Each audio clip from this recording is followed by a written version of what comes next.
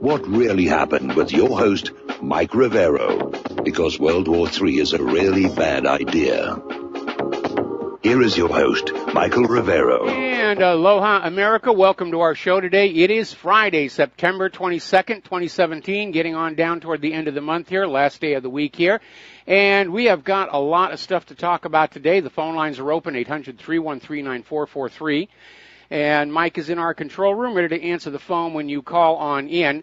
And, of course, the lovely Lady Claire will be joining us in hour number 3 of our show today with her unique perspective on the world. So let's get right into it.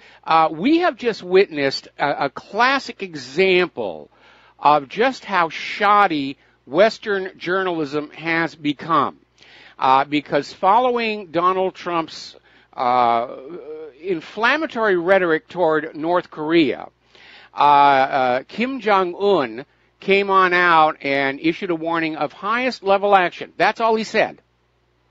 Okay. Now, somebody was asking the North Korean foreign minister, Ri Yong-ho, in New York, what do you think he means by highest level action?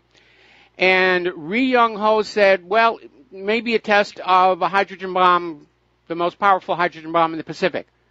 And it was a guess on his part. He doesn't really know, but the American media has just grabbed this, and it's headlines all over the place. North Korea will set off hydrogen bomb over the Pacific. It's a provocation. There's going to be imp damage everywhere. And they're just trying to pound on this as hard as they can. And again, this is not coming from Kim Jong-un or the North Korean government. This was just, again, a guess by the Korean foreign minister. You know, what does Kim Jong-un mean, highest level action? He's saying, well, you know, it might be this, might be that. So, again, it's another example of how the corporate media will grab on to some little, you know, opinion and try and turn it into an established fact. Now, the U.S. Strategic Command, specifically Air Force General John Hyten, was speaking at a forum held by the Hudson Institute and basically came on out and said, we assume North Korea has a nuclear ICBM. Well, that's a good reason not to attack, don't you think, if they actually have a nuclear ICBM? Because it makes the cost of invading North Korea exceed any possible gain, which is the whole point of a nuclear deterrent. But they're out there trying to say, oh, we've got to, you know, do something. They've got a nuclear weapon. And sure enough, we've had yet another convenient North Korea defector saying that Kim Jong-un is going to attack the United States with his nuclear bomb. Blah, blah, blah, blah, blah, blah, blah, blah, blah. Remember, they had another defector who confirmed Saddam had nukes before the invasion. Do you see the pattern that's at work here? They're bringing out these convenient defectors. Oh, you must believe them. They're a defector. They wouldn't lie to you, no matter how much money we're giving them, or a nice house, you know, out there in West Virginia, and lifetime admission to Disney World. So they've got yet another convenient defector saying inside Kim Jong-un's feared inner circle, North Korean despot has teenage sex slaves plucked from the school, enjoys 1,000-pound-a-time lunches, and forces upper-class elite to watch horrific executions. So basically, and again, defectors, phony nurses, phony defectors, this is how they sell you the war. Now, Representative Duncan Hunter is out there saying, well, we have to launch a preemptive strike against North Korea. We don't know what they've got or what they're going to do, but by golly, we should just go ahead and smash them down there right now. And he's also out there saying, let's assume they have a nuclear missile. It's aimed at the United States. Could be at San Diego. They could aim it at Hawaii, Guam, or our major naval bases. Well, Duncan, here's your rifle. Here's your parachute. We ran out of the desert camouflage. Well, in this case, it'd be jungle camouflage, but here's a day-glow bright orange jumpsuit left over from the CIA's torture dungeons. Watch your head climbing into that transport plane. And we'll call Kim Jong-un and tell him you are on your way to whip his butt all by yourself. But we, the American people, are sick and tired of being lied into war after war after war after war after war. And we know it's all lies. We know it's all bovine excrement. We know that these defectors are just phony. Just like that Kuwaiti nurse who was not a Kuwaiti nurse. Truth is always the first casualty of war, and the same thing is going on here right now. Fortunately, there are still some adults in the room. Putin is out there urging talks with North Korea, saying sanctions and bullying and threats are not going to be a solution to the country's nuclear and missile development. China is saying everybody needs to back off and stop the provocations and move on to talks on the Korea issue here. And they're saying that, yes, Kim Jong-un needs to tone down his rhetoric, and I'm in agreement on that one, except, again, you need to remember that Asian issue of face. Kim Jong-un is standing up to Donald Trump. And at the same time, the U.S. government needs to stop running military exercises all around the borders of North Korea. You don't see North Korea sending their warships along the coast of California. You don't see North Korea flying bombers inside Mexico just south of the U.S. border. So who is the one who's being provocative here? And the more provocative the United States is, the more North Korea, and let us be honest, other countries are going to be accelerating their development of a nuclear deterrent, because that is the only thing that's going to save them from the United States. They're all looking at the lessons of Libya and Iraq and Syria and Iran. Libya surrendered its nuclear weapon program, they still got invaded.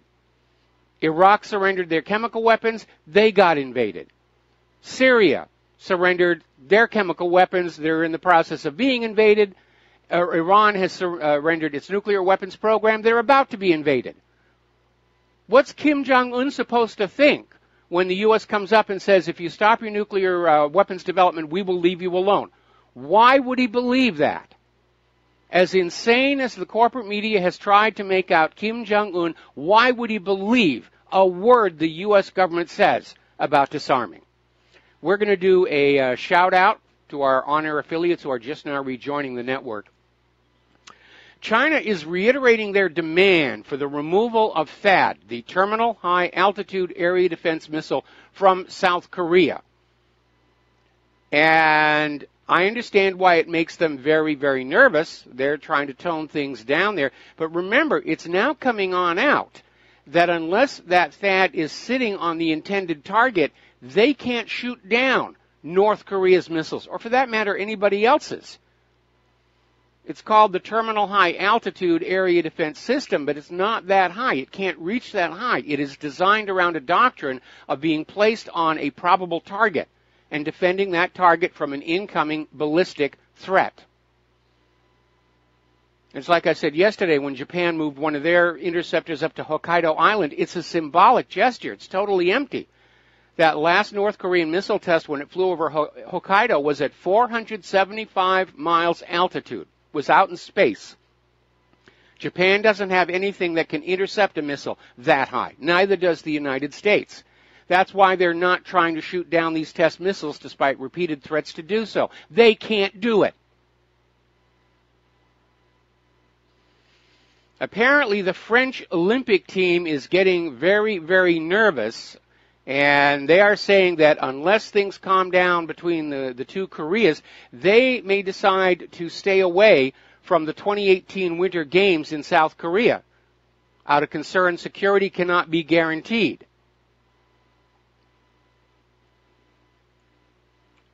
And I think that would be a terrible thing to do to all those athletes who've spent their entire lives training for the Olympics. Remember when the U.S. boycotted the Olympics?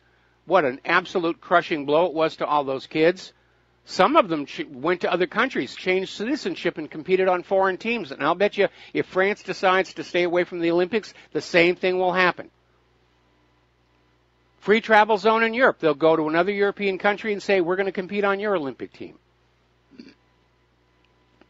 Now, interestingly enough, over at AFMG.com, they've been looking very, very closely at this relationship between the DNC and CrowdStrike. Remember, CrowdStrike was this IT company that was hired by the DNC, and they were paid to basically initially find where their data leak was going to, for which, according to financial records, they were paid a few $1,000s. But here's where it gets weird. The next payment that was made to CrowdStrike occurred on July 11th, 2016 in the amount of $98,000. And what makes this curious is this was just the day after DNC Data Director Seth Rich was murdered. Then the final payment to CrowdStrike was August 3rd, and that was over $113,000. In fact, it was $117,000 total. It was in 2 checks. And that came within 24 hours of the death of Sean Lucas, the DNC process server and close friend of Seth Rich. So now it's looking like CrowdStrike was getting hush money. And remember, CrowdStrike was the sole source for the DNC to claim Russia hacked the DNC servers, and then CrowdStrike eventually backed off and said, no, we can't really be sure. And their analysis was absolutely savaged by other computer security companies, saying their methodology is totally flawed. It's totally bogus. You can't rely on it. All right, we're going to take a phone call. James in Tokyo, aloha. Welcome to the show. What's on your mind? Hi, Mike. Nice to talk to you again. I hope you are well. I'm doing well, thank you. Good. I'm also happy that you're an atheist, and you didn't listen to God. I mean Morgan Freeman, that we're at war with. However, he is a little bit right, because you might not hear it in the U.S. news, but there was an altercation in Syria between the Russians and the Syrian moderate decapitators. Yes. And Russia pretty much took out about 850 people, warehouses, 100 different kinds of vehicles, and making everybody evacuate bases and run for their lives. Yeah, we did hear about it, and we did report on it. I mean, those Spetsnaz troops are not to be messed with. They went on in, and they just kicked butt. And they did it again today. We're going to cover that when we get into the Syrian war situation. I'll be interested in hearing about that from you. But just 2 quick points. One about Japan. Yes, I believe what you say is correct. It's a lot of propaganda. They're putting the missiles in Hokkaido to try and shoot something up 450 to 500 feet in the air, and that can't be done. But that's not the purpose of these missiles. The purpose is when they come down and try and get them, right before they're about to, kill everyone, which they probably can't do anyway. But that's one point. Number 2, I don't think that anything at all is going to happen with North Korea because of all the devastation that they can do to Seoul, number 1. And number 2, it just, you just see like South Korea, even in spite of all the stuff that Trump is saying, like they're donating like, yes. $8-10 million to Seoul. It just seems like nobody's taking it seriously. And lastly, I thought what Kim, when Kim was talking on a speech, a lot of, I was reading a lot of U.S. Media, and they're saying, the guy sounds crazy, but I thought he sounded pretty logical, especially when he mentions like countries that have given up their weapons and look what happened to them. Yes, that's what exactly. Do you think? No, he's absolutely correct. He doesn't want to turn into the next Libya. Again, the United States track record of talking countries into disarming and then invading them anyway is now working against them. And anytime the U.S. is going to go to war against the country, the job of the corporate media is to demonize that country, demonize the people, demonize the leader any way they can, so that the American people say, well, gosh darn him, he's got teenage sex slaves, he deserves to be nuked. And again, they were saying all kinds of similar things about Muammar Gaddafi and Saddam Hussein. Again, it's part of the pattern. And we've been down this road so many times, I think most Americans are recognizing this pattern of propaganda. Well, you said something very profound, which was like, why would Iran try and change their agreement? Like if the U.S. doesn't keep agreements, like with people, I mean, why would Korea like try and get into a new agreement? And it makes a lot of sense of what you say, a lot of times. And it's not even intelligence. It's like what you're always saying is like basic logic, and it's hard to think that so many people are against this. Like, it's just like total basic logic. It has a right to defend themselves. Yeah, it is. Unfortunately, we have seen over the last couple of decades a deliberate dumbing down of our educational system, and there are, unfortunately, a lot of younger Americans walking around who are unable to think critically. They have been conditioned and brainwashed to simply believe what anybody in authority tells them to believe. Hey, Mike, thank you for your talk today, and I hope you and that harp-playing angel have a nice weekend. Thank you very much. I will pass that along to her, and thank you very much for the phone call. We're going to let you go. Now then, we're hearing more about Imran Awan, and it seems like this guy cannot stay out of trouble because apparently multiple women have come forward to say that this guy treats them badly. One woman was saying she was being kept like a slave, and another woman who went to the police was bloodied up, said she wanted to leave. So this guy apparently is out of control. And again, you have to wonder, how do people with this kind of a personality get hired into these positions of such sensitivity as IT for the House of Representatives? And then they turn out to be these, abusive, espionage, whatever. It's almost like the swamp has become so swampy, they won't let anybody but more alligators and water moccasins in. And decent people have no place in Washington, D.C. anymore, with the exception of people like Cynthia McKinney and Dr. Ron Paul.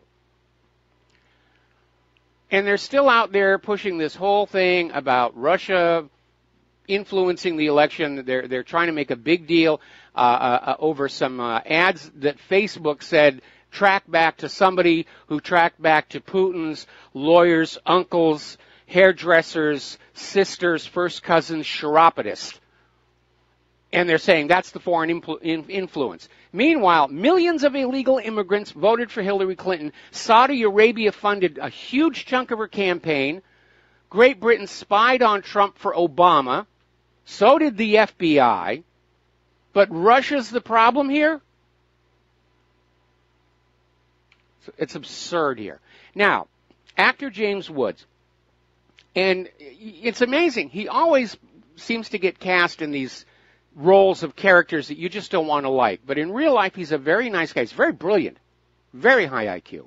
And he leapt to the defense of Dolly Parton. Apparently, there was this get-together on stage at the Emmy Awards with Dolly Parton, Lily Tomlin, and Jane Fonda. And they basically were supposed to be on stage for a mini reunion of the film 9 to 5.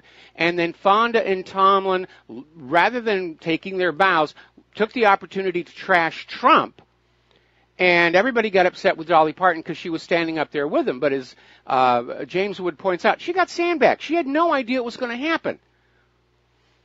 And Jane Fonda's out there saying, in the movie 9 to 5, we refuse to put up with a sexist, misogynist,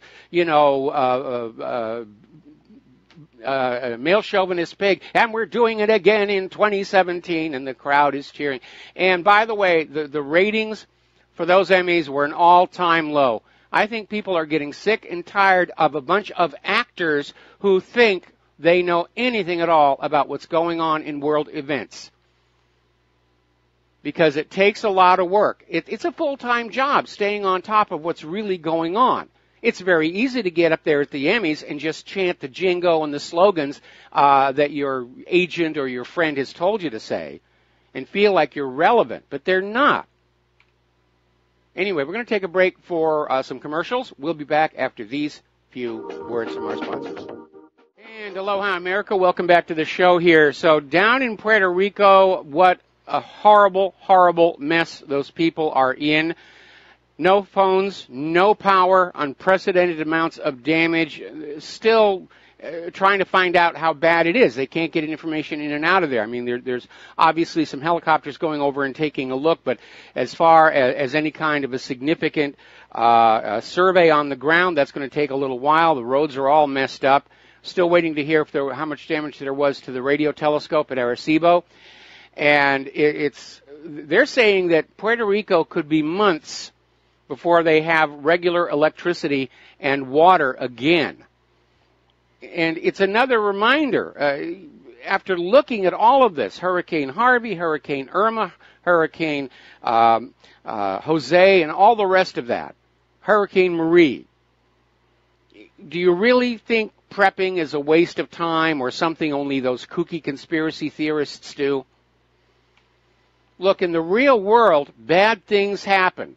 Earthquakes, getting a lot of those, tornadoes, hurricanes, disruption of the supply chain. This day and age, everybody is running on such a thin margin. There's no resiliency in our system. And any part of it can break at any time because it hasn't been maintained, because all the money's going to the war machine. And you need to just have some basic precautions to make sure that you and your family are going to get through this. We're sort of updating the joke from Hurricane Sandy. We apply it now to all of the hurricanes. You know, how do you tell who's a prepper? They're the ones not eating out of the trash dumpsters.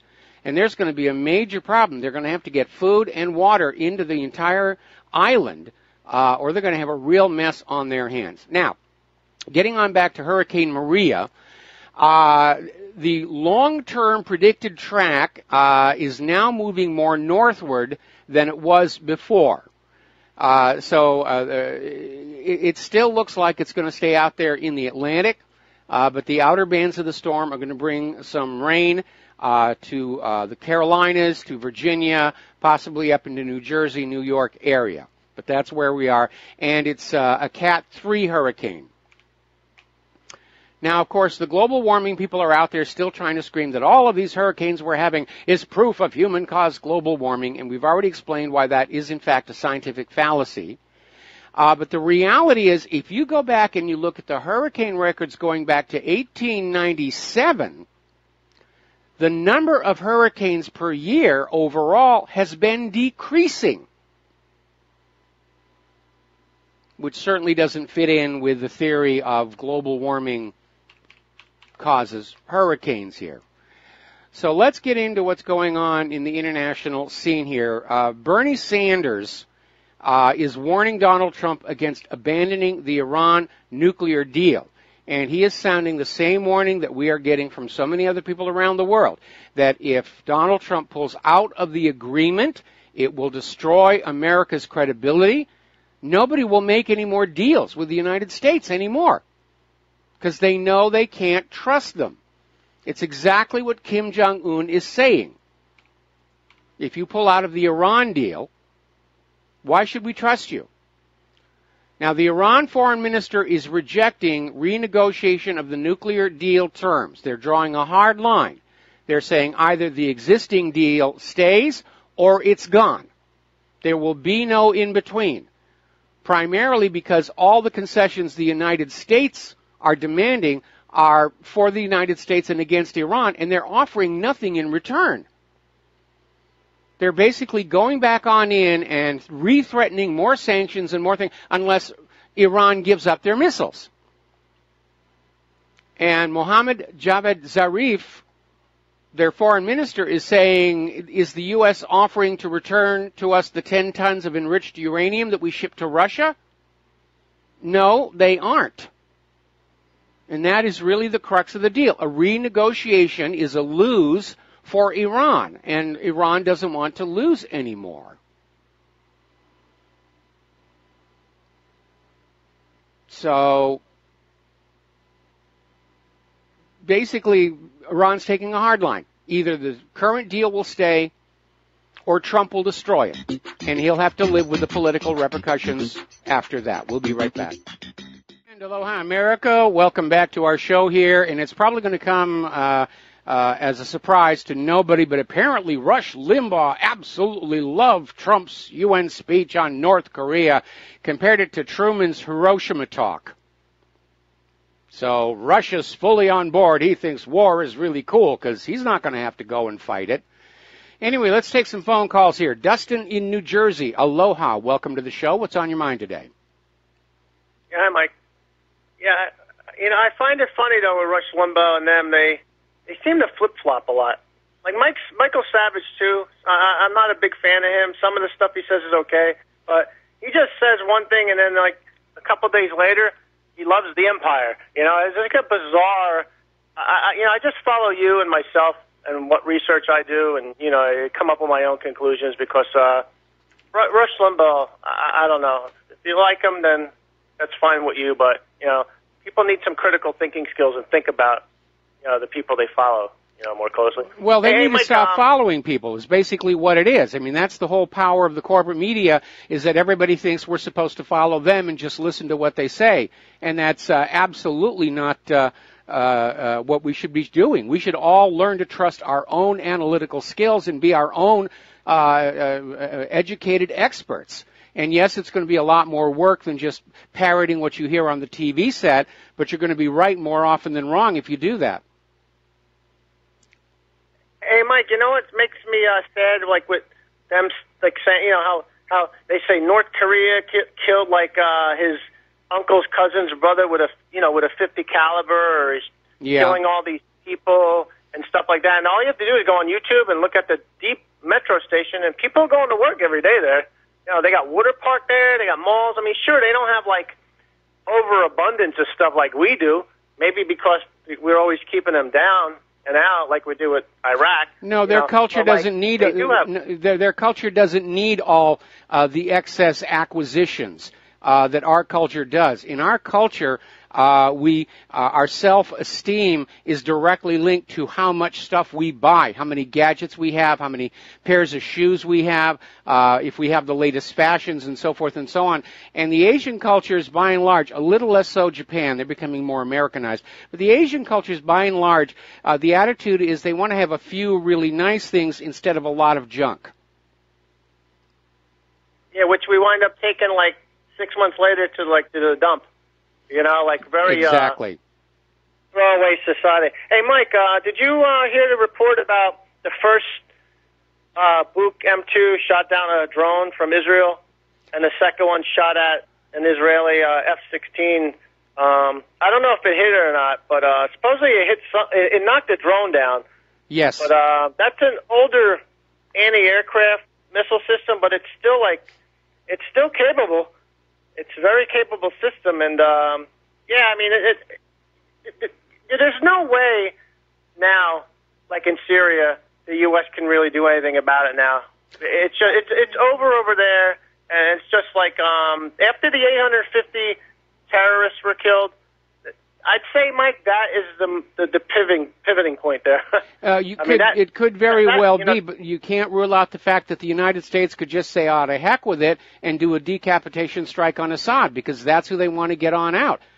They could just go on in and just bomb the heck out of Assad's palace and just kill him and as much of the existing government as they can and say, don't worry, we have a brand new government all ready to just slide on in and give to you poor suffering people.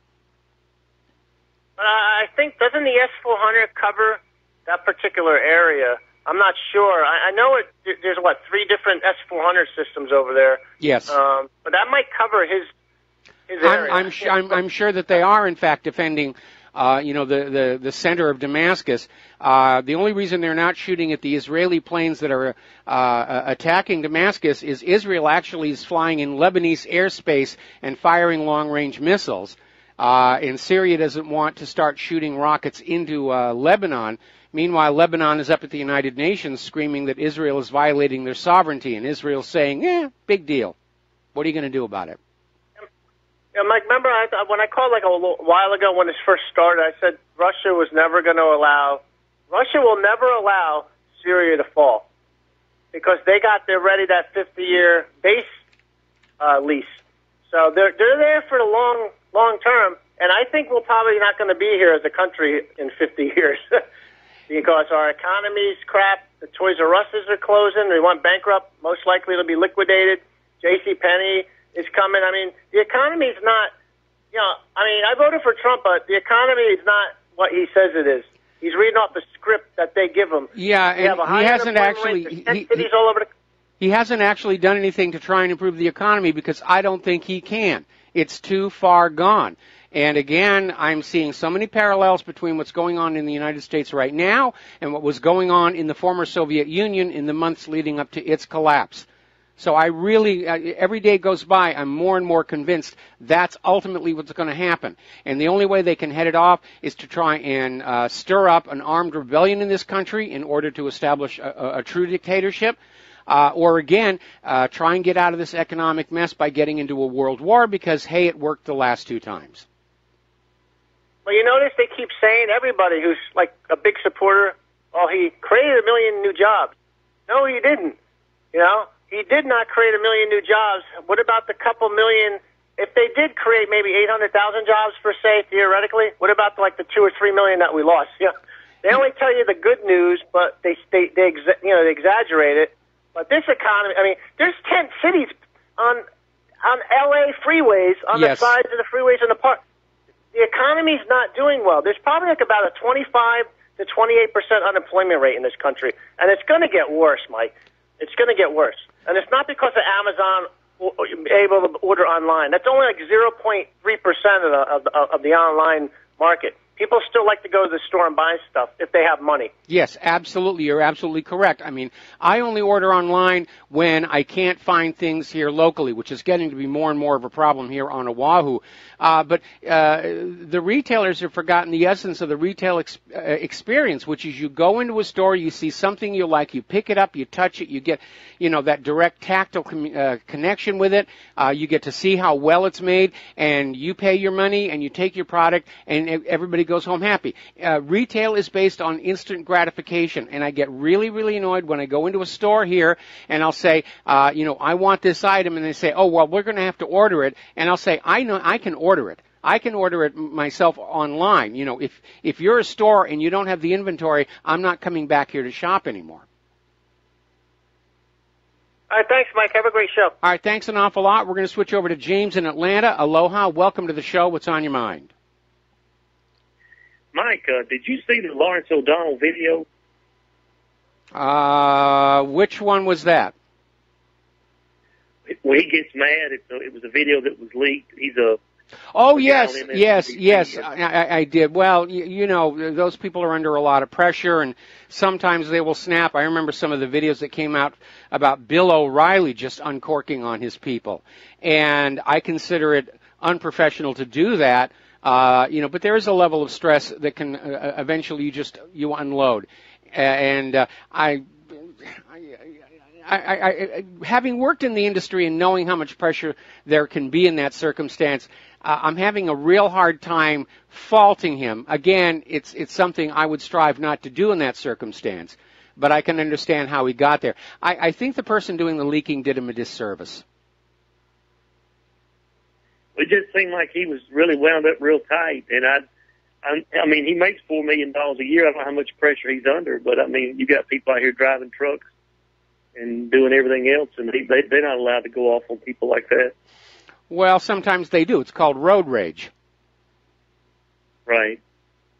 Well, I just wanted to see if you had seen that. I didn't know if you talked about it or not. I may have missed it. No, I hadn't talked about it, and I only watched a little tiny bit of it. And like I said, there are videos of other talking heads who will lose it unprofessionally on the set. And like I said, there were some ones from Bill O'Reilly's early career.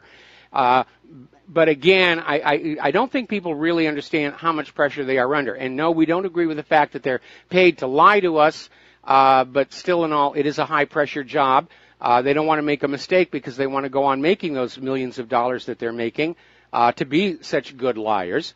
And anybody that or anything that gets in the way, they get upset about that. Okay? But if it happened in the corporate, okay. Have a great day. Thanks.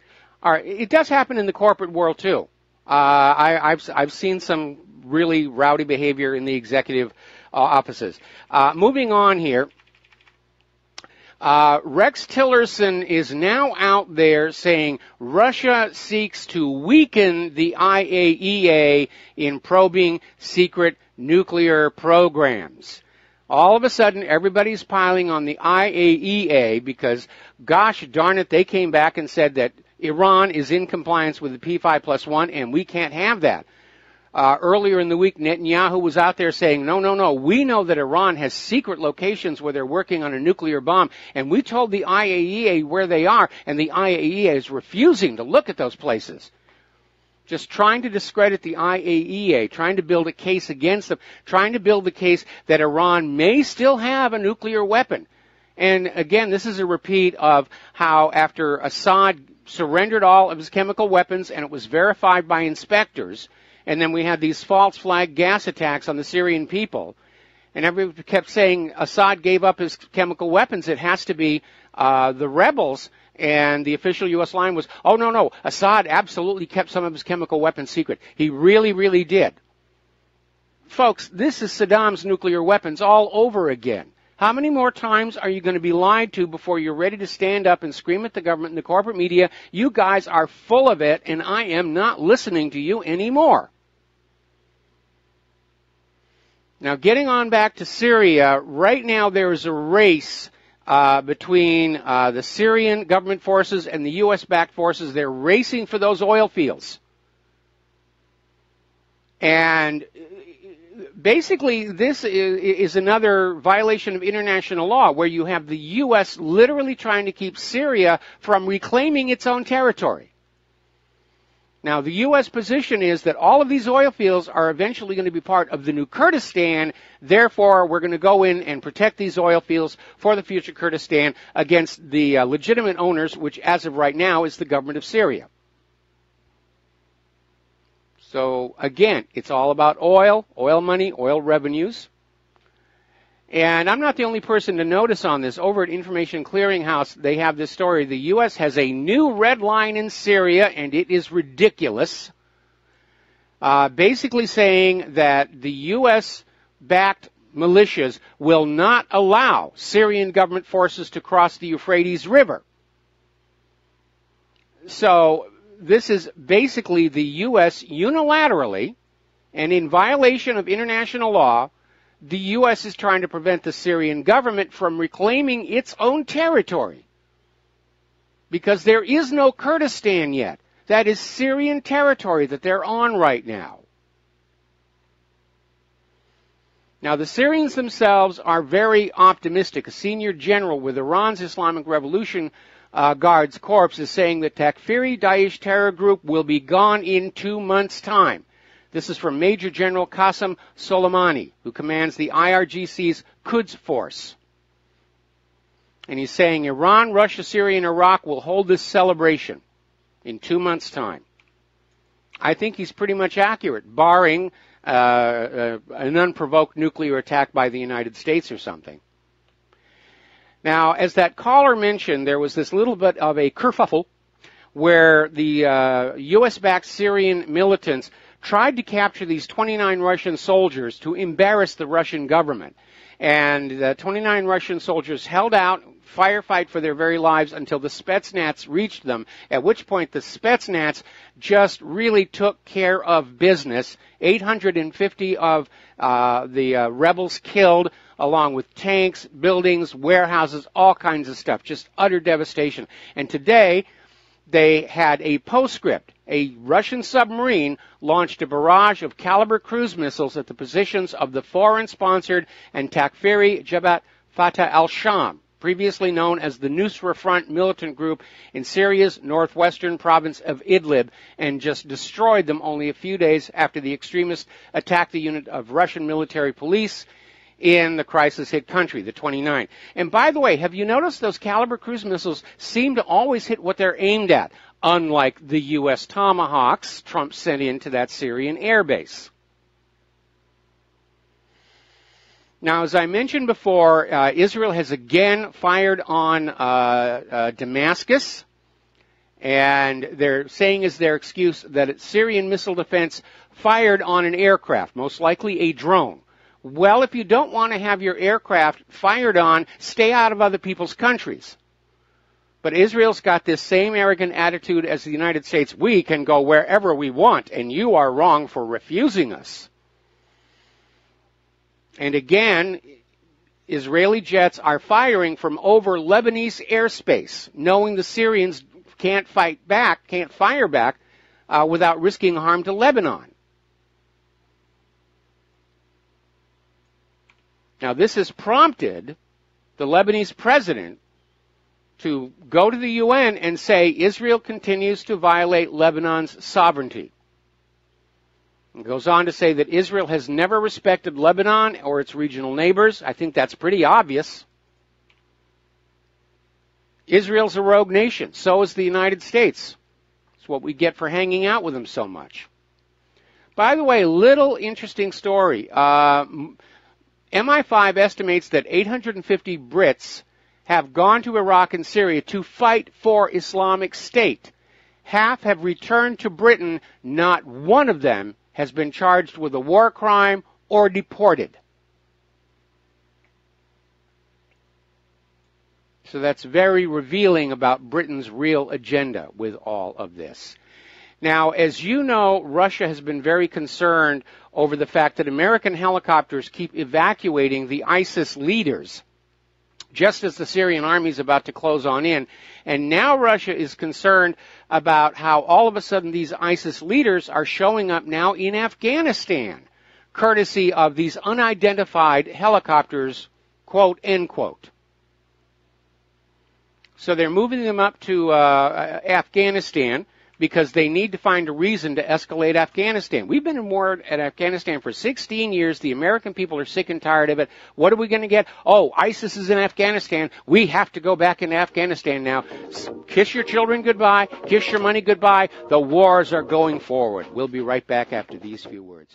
And aloha, America. Welcome back to the show. Now, the United Nations Security Council is warning against the Kurdish independence referendum.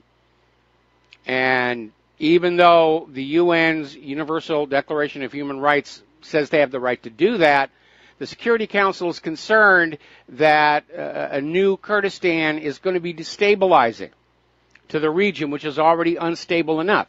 You have got Turkey, which is adamant that no part of Turkish soil will be part of the new Kurdistan. They've already got troops and armor down there on the border.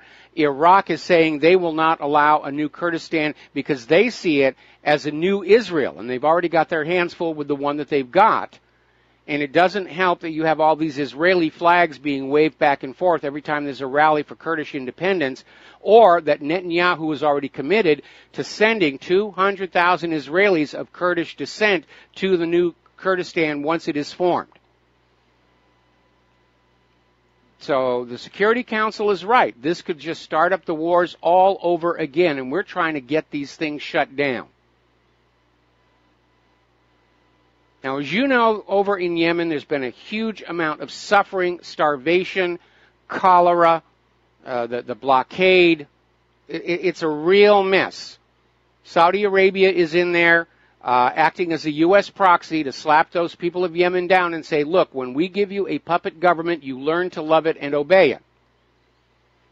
But other players are involved there, and apparently, as it turns out, a campaign group, research group, is saying that British weapons companies have made over 6 billion with a B pounds just on the war in Yemen.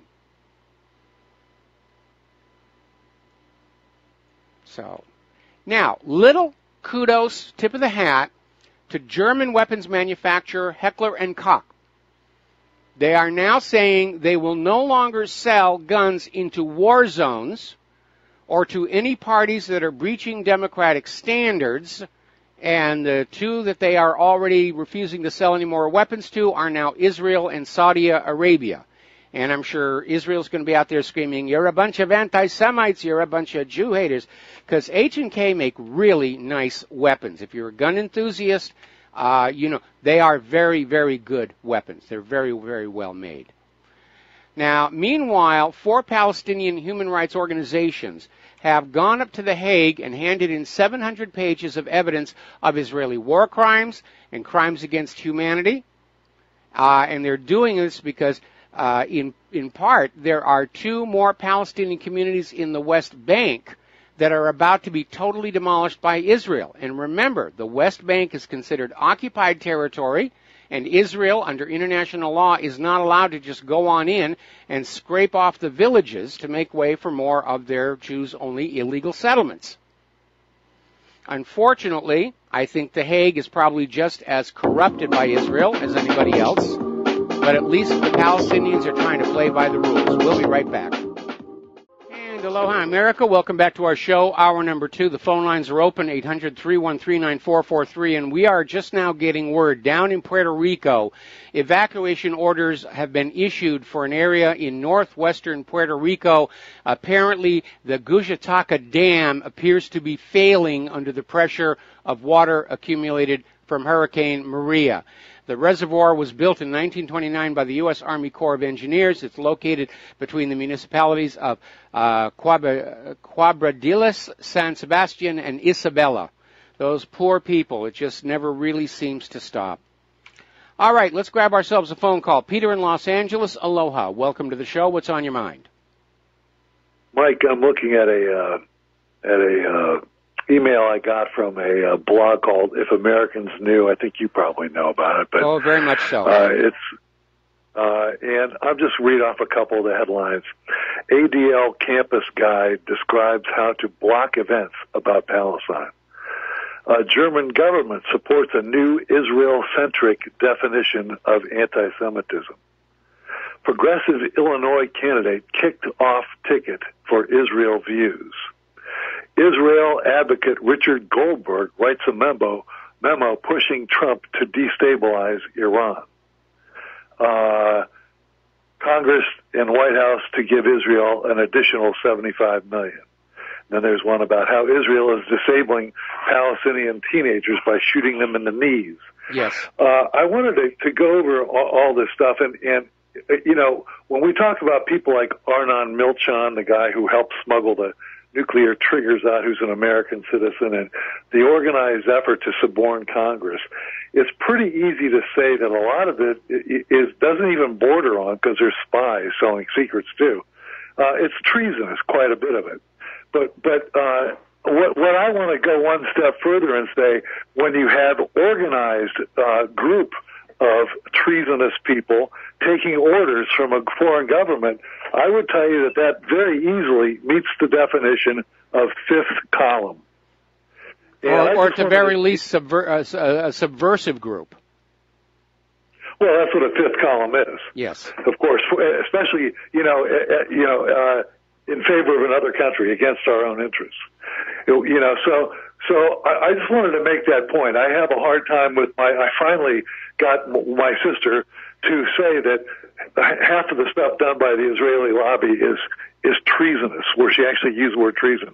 But she won't use the word fifth column. And I don't know why not, because it's exactly what it is. If there's an organized group of people on behalf of another country engaged in treason on the orders of a foreign government, it's a fifth column. So at any rate, I just wanted to make that point. I'm so... Well, what do you think about it? Well, no, obviously you're right. We've covered a lot of those stories here at whatreallyhappened.com.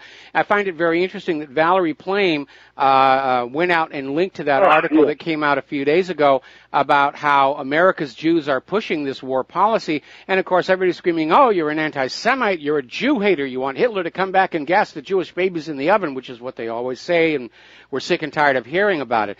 But it's clear to me now that more and more Americans are willing to basically say what they can see with their own eyes, and being called anti-Semite or Jew hater just isn't an effective deterrent anymore, because Israel has overused it. They've burned it out. Nobody cares anymore. It's lost its shock value. I come out with an article and somebody... I'm sorry. Yeah, I was going to say, we'll come out with an article. We'll talk about, some of the doubts about the official story of the history of World War II, and somebody say, oh, you're an anti-Semite. And my reaction is, okay, if that's what you want to think, I don't care anymore. Well, of course, it's their definition of anti-Semite, right? Well, their definition of anti-Semite is anybody who challenges the government of Israel. And that's ridiculous. That's like trying to defend the crimes of the Nazis by saying, well, you just hate the German people. Well, you know, Mike, it's when you have a group of people taking orders from a foreign government trying to subvert the First Amendment and suborning Congress and so on and so forth. It's not a stretch at all to say this is a fifth column. And the next step is, we're already about to go to war with Iran. We've already been in Lebanon. We're already, we've been in Iraq 3 times. We've been to Libya. At what point are we going to stand up, call a spade, and do something about this treasonous crap? Well, let me ask you one more question. Did it ever occur to you that maybe Jewish interests were playing these same games in Germany in the 1920s and 1930s, and that was what led to the extreme hostility of the German people, which, of course, Adolf Hitler tapped into? I mean, if you go back and you look at the history, at Jewish history, stretching back, 2,000, 3,000 years, it is nothing but an endless chain of expulsions, persecutions, pogroms, and the only common factor in all of that is how the Jewish people treat others around them. There's no other common factor. We're not always dealing with Christian governments. We're not always dealing with Muslim governments. The only common factor is this inability to integrate into their society where they're living, and more importantly, this tendency to treat everybody around them as a target, as prey. And, of course, that's going to create a lot of hostility. The same thing happened with the Roma people, the Gypsies. And look what ultimately happened to them. They're scattered to the winds right now. Well, Mike, when you talk about it, the Jewish people always talk about how the Poles acquiesced and the Ukrainians acquiesced and the Belarusians acquiesced to the whatever happened in World War II. And then you think about what is being done here when 1.7 or 2% of the population controls the media, the banks, absolutely owns Congress, on and on and on, and how with mature institutions in a country of 330 million people, we've got 2% of the population able to exert this control. Think what that was in Poland in 1920, after they were just created after World War I. Or the Ukraine, or Germany, for that matter, with immature democracies, immature institutions, and far fewer people. And you can see exactly what went on there. Yes. And they can do it here. They can do it anywhere. Well, the thing is, every place that they have done it throughout history, there's always a backflash, and it winds up very, very bad for the Jewish people, even those who are not actually part of that fifth column. And yet, Israel, because of their religion, I guess, are unable to look at their own flaws and failings the same way that Hillary can't. It's always the fault of everybody else around them.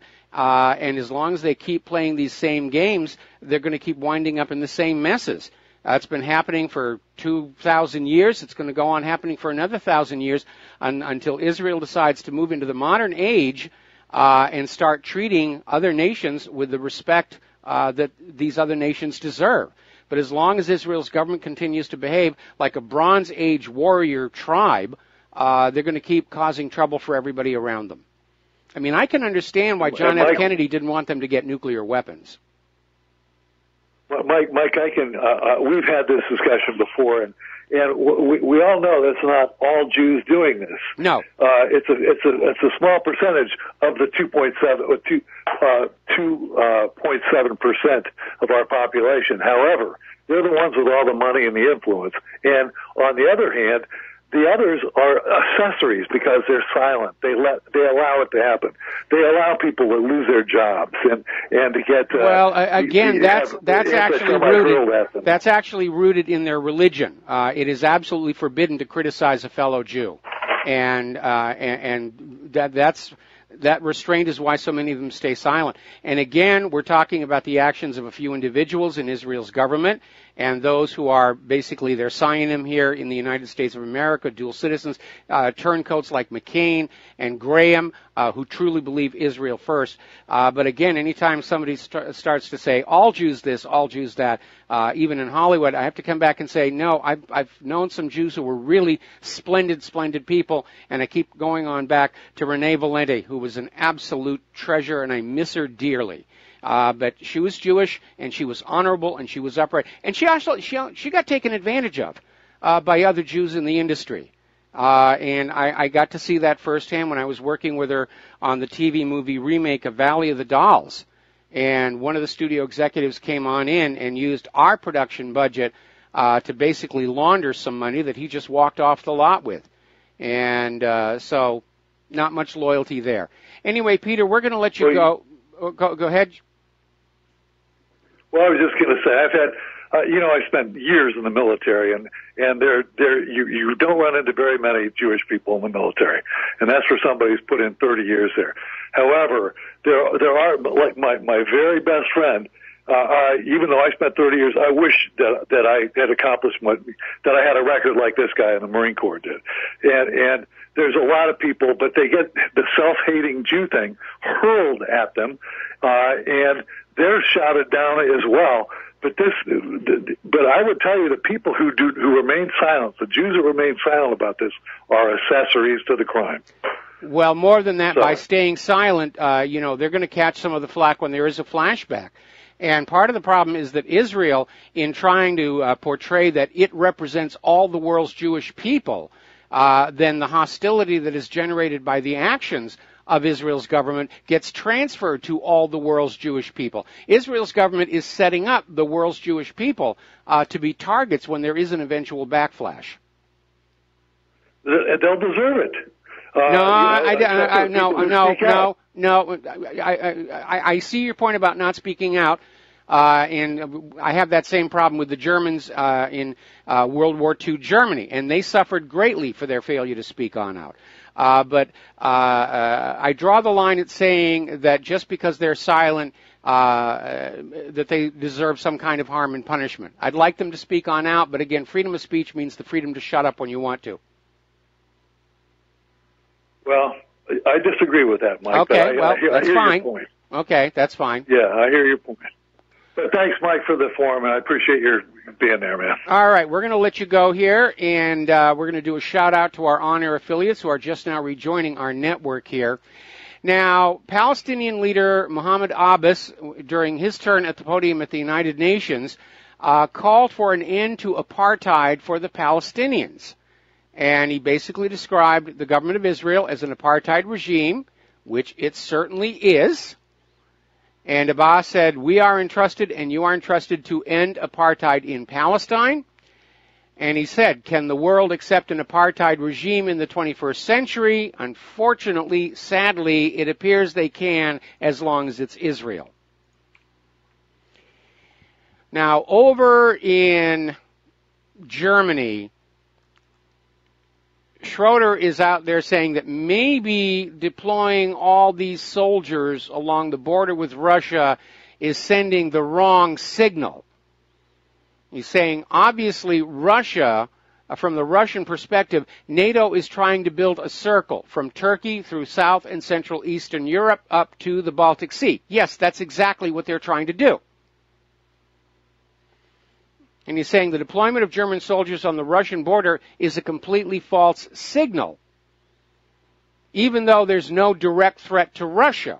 Well, ultimately there will be. Remember when Russia was having their war games in Belarus, and the corporate media was, they're really getting ready to invade Europe. They're going to invade Europe. We have to send more troops on they're getting ready to invade Europe. This is a replay of the 1950s Cold War. Russia's coming to invade Europe. They never did it. They never did it. And again, common sense. Why would Putin want to invade Europe? It's bankrupt. Its society is tearing apart under the burden of immigration. It's all of its resources are already mined out. Putin's got enough problems taking care of Russia. He doesn't need to take on Europe's as well. Same thing for the United States. Nobody is coming to invade the United States of America because it's a mess. Who would want it other than Hillary Clinton?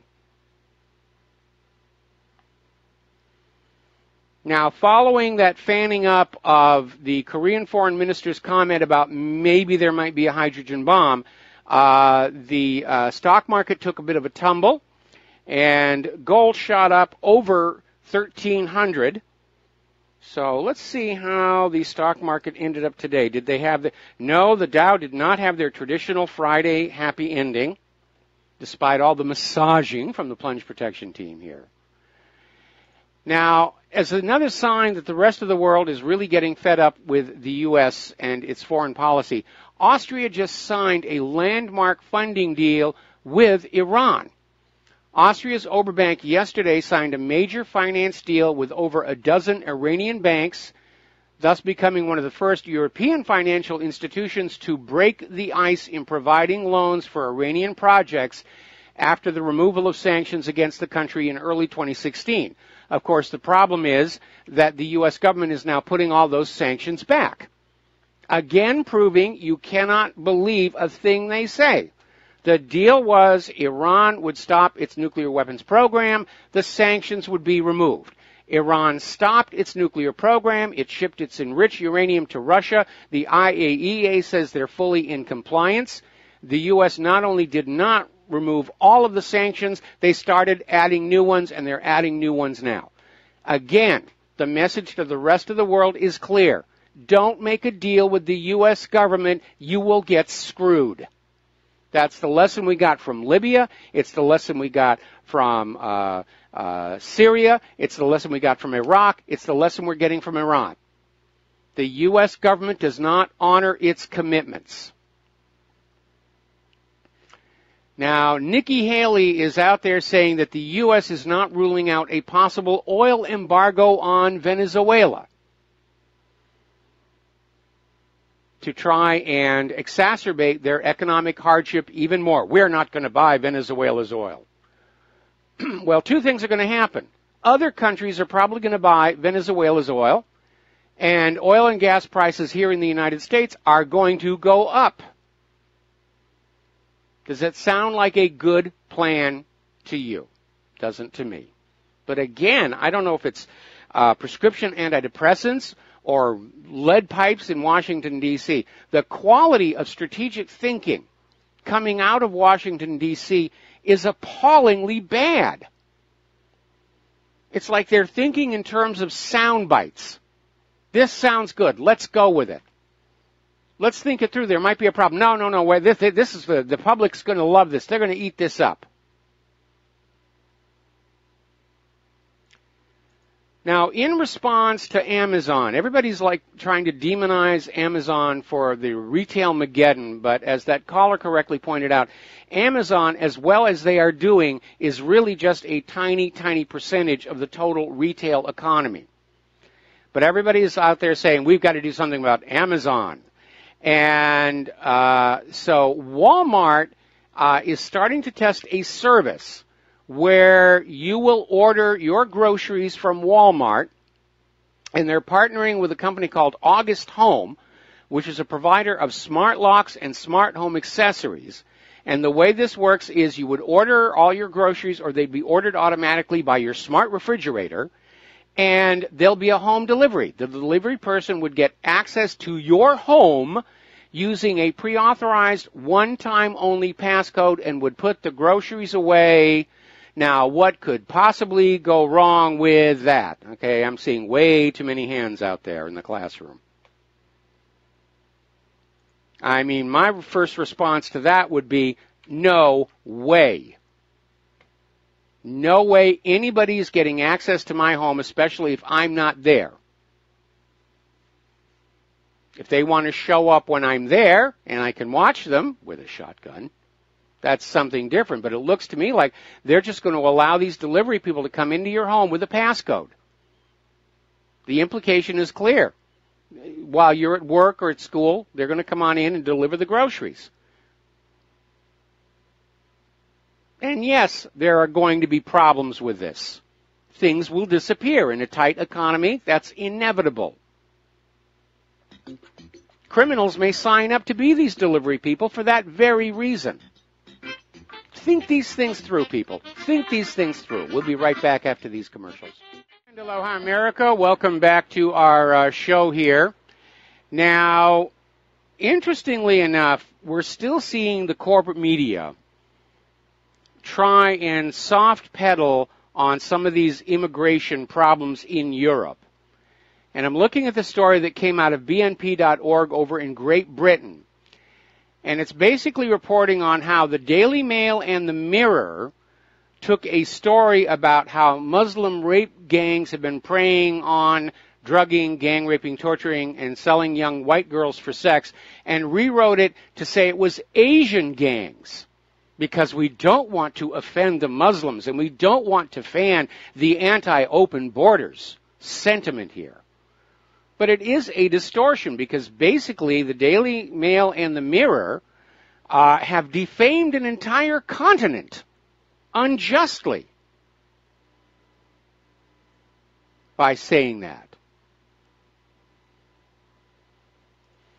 Apparently over in Rome, a German woman was raped by somebody who appeared to be a refugee and was left tied to a pole totally naked. And she had to stand there until a passing taxi driver rescued her. Now the story, this is El Salvadorian illegal immigrant, 19, and his school friend, 17, acting on the orders of a girl, 13, raped her classmate for hours after kidnapping her, stuffing her a rag in her mouth, and driving her to a nearby apartment. Gee, isn't this open borders thing, this idea of George Soros, the one world government, isn't that turning out to be such a swell idea? Let's take a phone call from Wayne in West Virginia. Aloha, Wayne. Welcome to the show. What's on your mind? Okay, thank you. Can you hear me okay? I hear you just fine. Good. One of the reasons I called was the thing about Trump and Kelly putting his hands on his face and his looking down. There's been a lot of talk about the speech, that he was upset about Trump's speech. I think why he was putting his hands in his face, as I observed, was because Trump was telling Korea our capabilities of what we could do to them. And in doing so, he's telling the whole world what weapons we have available.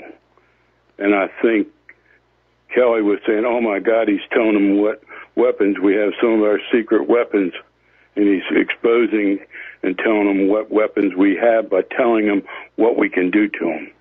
Your thoughts? I did not see anything in Trump's speech that gave away any secrets about advanced weapon systems. Frankly, it came across as just bullying and bluster and chest thumping. Because his description about what they were going to do, whether it was North Korea or Iran, was in very, very general terms, from which you could deduce nothing about America's weapons capability. And it could also equally be a bluff. If you look, after 16 years of war, our stockpiles are drawn down, our existing weapons are worn on out, the new weapons coming out of the military-industrial complex are overpriced junk. The American military is a hollow shell. And we may actually be in a bizarre situation where the U.S. government is out there trying to bluff other countries down. Obviously the U.S. is in a position where they can go in and they can beat up on countries unable to defend themselves. But when you're talking about going up against a major peer power like Russia and China, or even North Korea, if they do have a nuclear ICBM, then it may be more about bluff and bluster.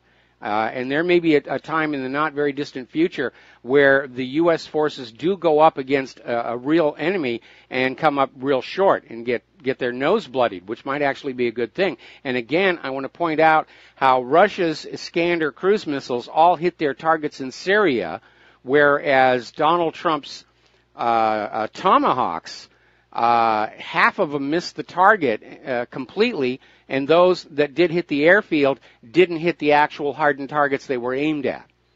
So it looks more and more like the invincibility of the U.S. military is more of an illusion than anything else. And again, if you look at the history of the decline and fall of the Roman Empire, same thing there. Toward the end, the legions were stretched so thin, they really weren't an effective fighting force any longer. Wayne, thanks an awful lot. We got to let you go. Take a break for commercials. Aloha, America. Welcome back to the show here. We're going to go right to the phones here. Mateus in Canada, aloha. Welcome to the show. What's on your mind? Hey, Michael, I've been listening every day, but my work schedule has interfered from me calling in, so just been enjoying your shows this whole time. And I wanted to talk about the Trump speech and GMO vegetables. Okay. The Navy collision.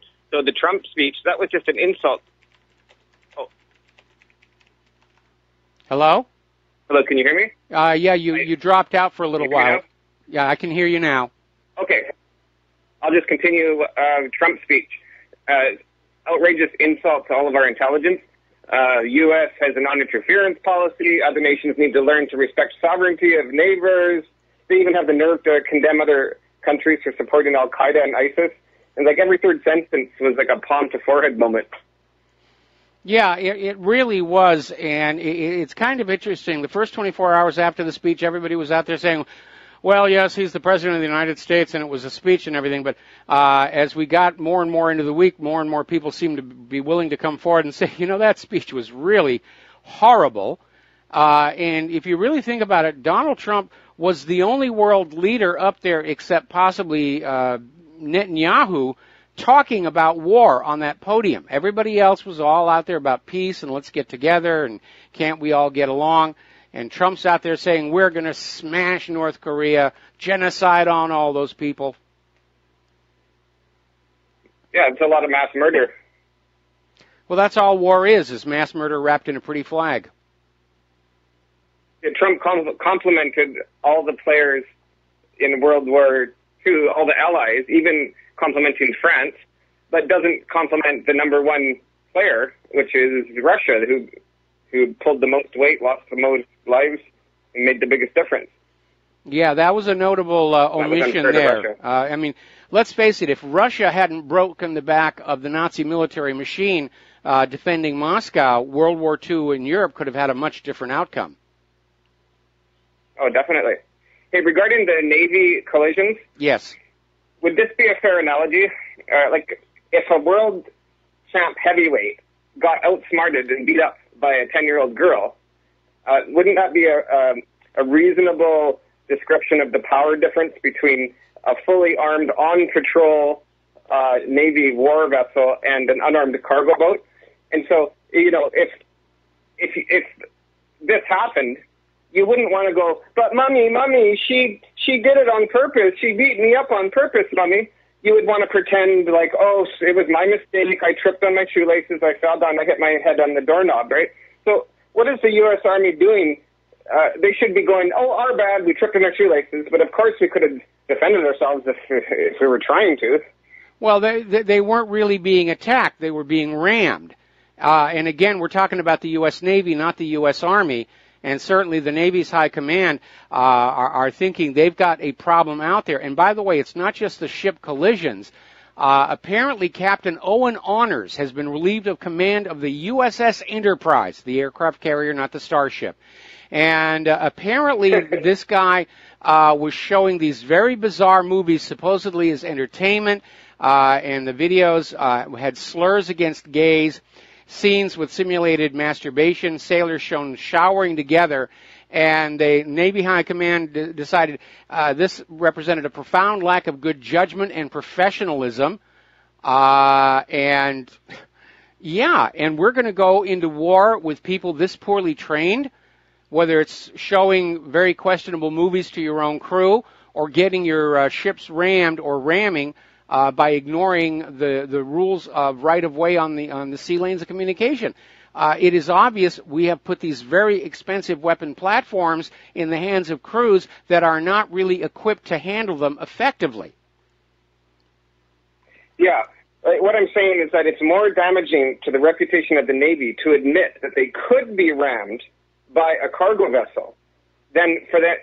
They should just say, oh, of course we couldn't be rammed by a cargo vessel who was doing it on purpose. The only reason this happened is because of gross negligence. That actually looks better than admitting that they're so open to attack that even a cargo vessel could actually ram them on purpose. And the cargo vessels did not ram them on purpose. Looking at the tracking information, the cargo vessels were just on a straight course. And here's another reason why so many of these crews on the USS Fitzgerald and the USS John S. McCain were removed from their positions. They didn't have the automated ship tracking system turned on that you're supposed to have on when you're in one of these commercial sea lanes. And so, I mean, they just screwed up from top to bottom. This was not a deliberate attack by... They were defending themselves. They're not defending themselves against the cargo No, they ships. were saying that we're not at fault here because they rammed us. It's their fault. Yeah, they were using that argument, remember? Yeah, they were trying to do that at the very, very beginning, and again, it was a ridiculous claim. First of all, those cargo ships and tankers are not very maneuverable. The idea that one of them could chase down and intercept an Arleigh Burke is ridiculous. The Arleigh Burkes can run circles around them, and that may have been what tempted the crew, the bridge crew, to try and get around the bow of these ships, even though those cargo tanker ships have the right of way. So it was just a major mess up, and it sends a very, very dangerous message that we have built these very expensive warships and airplanes, and many of them are in the hands of crews that really don't know how to handle them effectively and efficiently. That's scary because... yeah, definitely. Yeah, just changing gears, one last thing really quick. Remember in the EU, they have the vegetables that all have to be the same size and shape? Yes. Okay, well, I just wanted to comment that is because they're trying to create an unfair playing field for the GMOs, which are all the size and shape, all the same size and shape. Anyways, thanks a lot, Mike. I'll let you go, and I'll enjoy continuing listening to your show. All right, thanks an awful lot. Yeah, that's a very scary idea that we have these warships with all these complicated weapon systems, and the command crews are just not up to it. And even out here in the Pacific Fleet, they're admitting that because of allocation of money, and they've got all this money, but it's all being used to buy new weapons, and they've had to cut back on training. And as a result, they are giving these very expensive, very dangerous platforms to crews that just barely know how to do them. And the one that I cannot get my head around is how anybody on the bridge of one of these ships does not understand that cargo carriers and tankers have the right of way in the open ocean. That's just the rules. You have to know that if you're going to have your master's papers. So to happen once, maybe. Twice, that's a systemic problem. All righty, getting on back to immigration. We're coming up finally on the German election. And more people are coming on out and saying Germany cannot trust Merkel. She's being blamed for Brexit. She's being blamed for the disastrous immigration policy. And the German media is putting on out that Merkel's party has a comfortable lead going into the election, and Alternative for Deutschland is going to be in third place. There'll be a strong opponent. But here's the thing you need to keep in mind. Don't forget how all of our polls last year in the corporate media had Hillary well in the lead, and it didn't happen. And in the German polling, they're already saying that 20% of the people of Germany still have not made up their minds. And 20% is enough to swing this election all over the place. Somebody's even putting up Vote Putin for Chancellor posters. That's how much they dislike Angela Merkel. So this thing could still have a surprise outcome. And so, of course, they're getting ready to blame Russia. If Merkel loses the election, it was a Russian cyber attack because Russia was meddling in the U.S. and the French votes. Now, by the way, France has already come on out and said, no, they didn't find any evidence Russia had anything to do with the results of their elections. And here in the United States of America, they still have no evidence Russia had any influence, any tinkering into our voting machines. We had all these illegal immigrants voting for Hillary. We had all those people in Massachusetts driving up to New Hampshire to vote for Hillary. We had all these dead people voting for Hillary. We had all these precincts in which there were far more votes cast than there were actual voters, but nothing about Russia.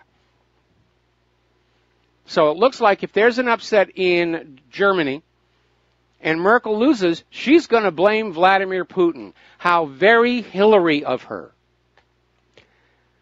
Now, Mel Brooks, I'm sure you don't need me to tell you who he is. Amazingly funny individual. Believe it or not, his wartime experience, he defused bombs. I guess that's maybe why he's got his bizarre sense of humor. But he was out there making a comment that our current politically correct society is the death of comedy. Because everybody takes things so seriously. You can't say anything because somebody's going to be offended.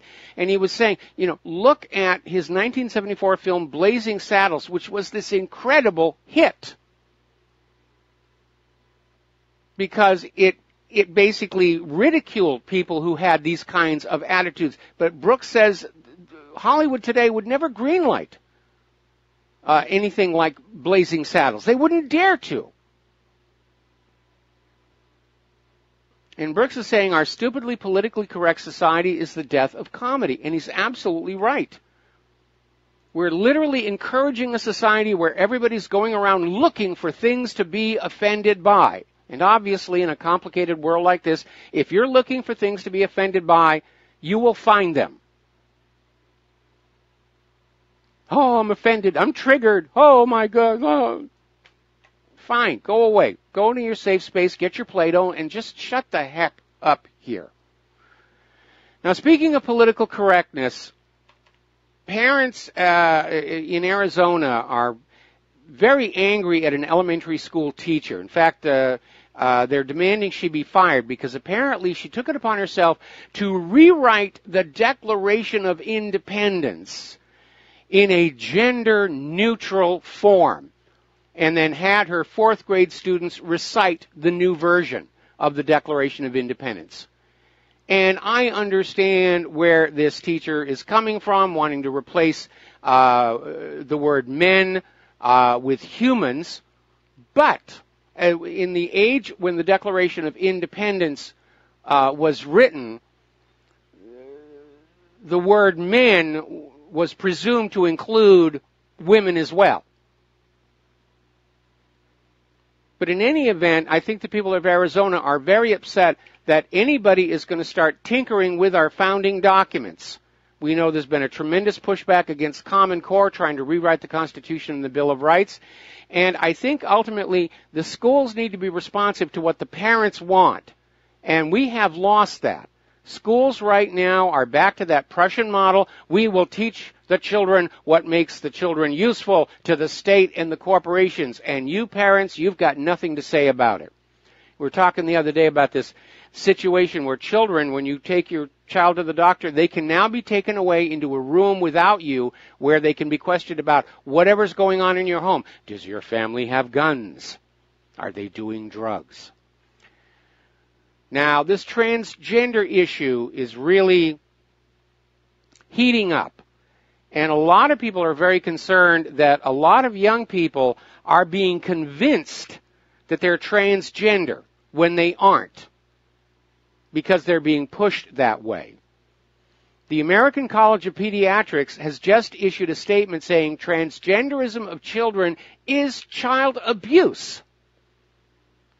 And they're saying they're seeing all these stories of parents who are treating their little boys as girls because somebody has told them, oh, your little boy is actually a little girl, try and raise him that way. Somebody sent in a story earlier today about how a teacher contacted their parents and said their son was obviously transgender and they needed to go to transgender counseling. Because the boy, when drawing pictures of himself, drew himself wearing a purple and yellow dress. As it turns out, it's a Lakers jersey and even had the number 24 on it. And the teacher told the parents, you still have to take your child to transgender counseling, and if you don't, we're going to report you for abuse for forcing your child to be the gender that they aren't. I mean, this is just really... The Pediatrics is right. The College of Pediatrics is right. This is child abuse. These kids are too young to even know what gender really is. They're trying to confuse them. They want a generation of people who don't even know what bathroom to use because they're easier to control and mold. And there's a downside. Look at the current generation of the liberal snowflakes that have been produced by all this political correctness. They're triggered by the least little thing. Are you going to put these people in uniform and send them into combat and expect to win? I don't think so. Look at all those people who were rioting all over America when Hillary lost the election. Should have gotten a squad of Spetsnaz to take care of them. Problem would have been solved in 24 hours. Now, apparently, there is a prophecy by David Meade that the end of the world is going to be tomorrow.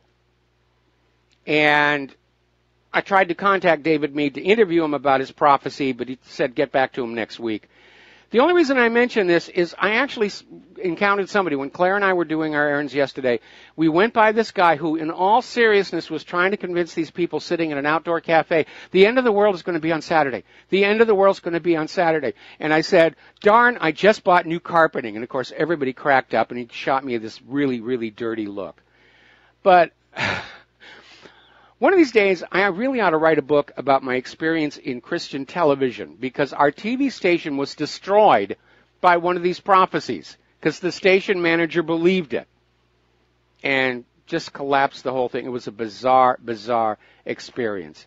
But apparently somebody in Orange County actually put this message out on the emergency broadcasting system into everybody's home. This is an emergency broadcasting system. The world is going to end on Saturday. And they're trying to say, well, it was obviously a mistake, blah, blah, blah. And they're saying, no, it may have actually been somebody did it deliberately. Get the message out. The world is ending on Saturday. So we may or may not have a show this coming Monday. We'll let you know. Stay tuned. Aloha, America. Welcome back to the show here. And now apparently they're after Trump's cabinet for use of non-commercial flights. I mean, there isn't anything Trump can do that they're not going to attack him for, except, of course, going to war against, well, everybody here. I think they are really insane out there in California. I mean, I loved being in California when I lived and worked there, but I would never move back there. The California legislature has just passed a law to end the use of rifles in the rural areas of the state. And this, of course, is a big deal for people who like to hunt or target shoot. They're banning rifles. And if Jerry Brown signs this bill eliminates the ability to openly bear arms anywhere in the state of California. Now, residents with concealed carry permits still have the right to carry a handgun, but by the way, you have to have it unloaded. You're not allowed to have a loaded gun even if you have a concealed carry permit. So what good is that? You know, hang on, Mr. Rapist, let me load my gun before I shoot you. Meanwhile, over in Chicago, which is held up as the model of gun control for the entire country, they've had 500 murders so far this year. And along with high crime, murder rates in Baltimore, New Orleans, St. Louis, these are all gun-free cities and democratic strongholds. Now, today's thought for the day that appears on my webpage. These are chosen completely randomly by the computer during the overnight update. And it's the actual text of the Miranda ruling. Now, you've probably heard the Miranda ruling. This is why police officers have to say, I have to read you your rights, you have the right to remain silent, and so forth and so on. But here's the actual ruling by the Supreme Court. Where rights secured by the Constitution are involved, there can be no rule making or legislation that would abrogate them. Under that definition, any laws limiting your ability to invoke the Second Amendment violate the Miranda ruling. And yet the government is still out there. They're desperate to disarm you. They're shipping guns to the Mexican drug cartels and to ISIS and Al-Qaeda, but by golly, you'd better not have one. We don't trust the American law-abiding citizen with guns. We only trust drug dealers and terrorists with guns. And we'll give them guns at your expense, but you law-abiding Americans, you can't have guns. Boy, is there something screwy with that or what?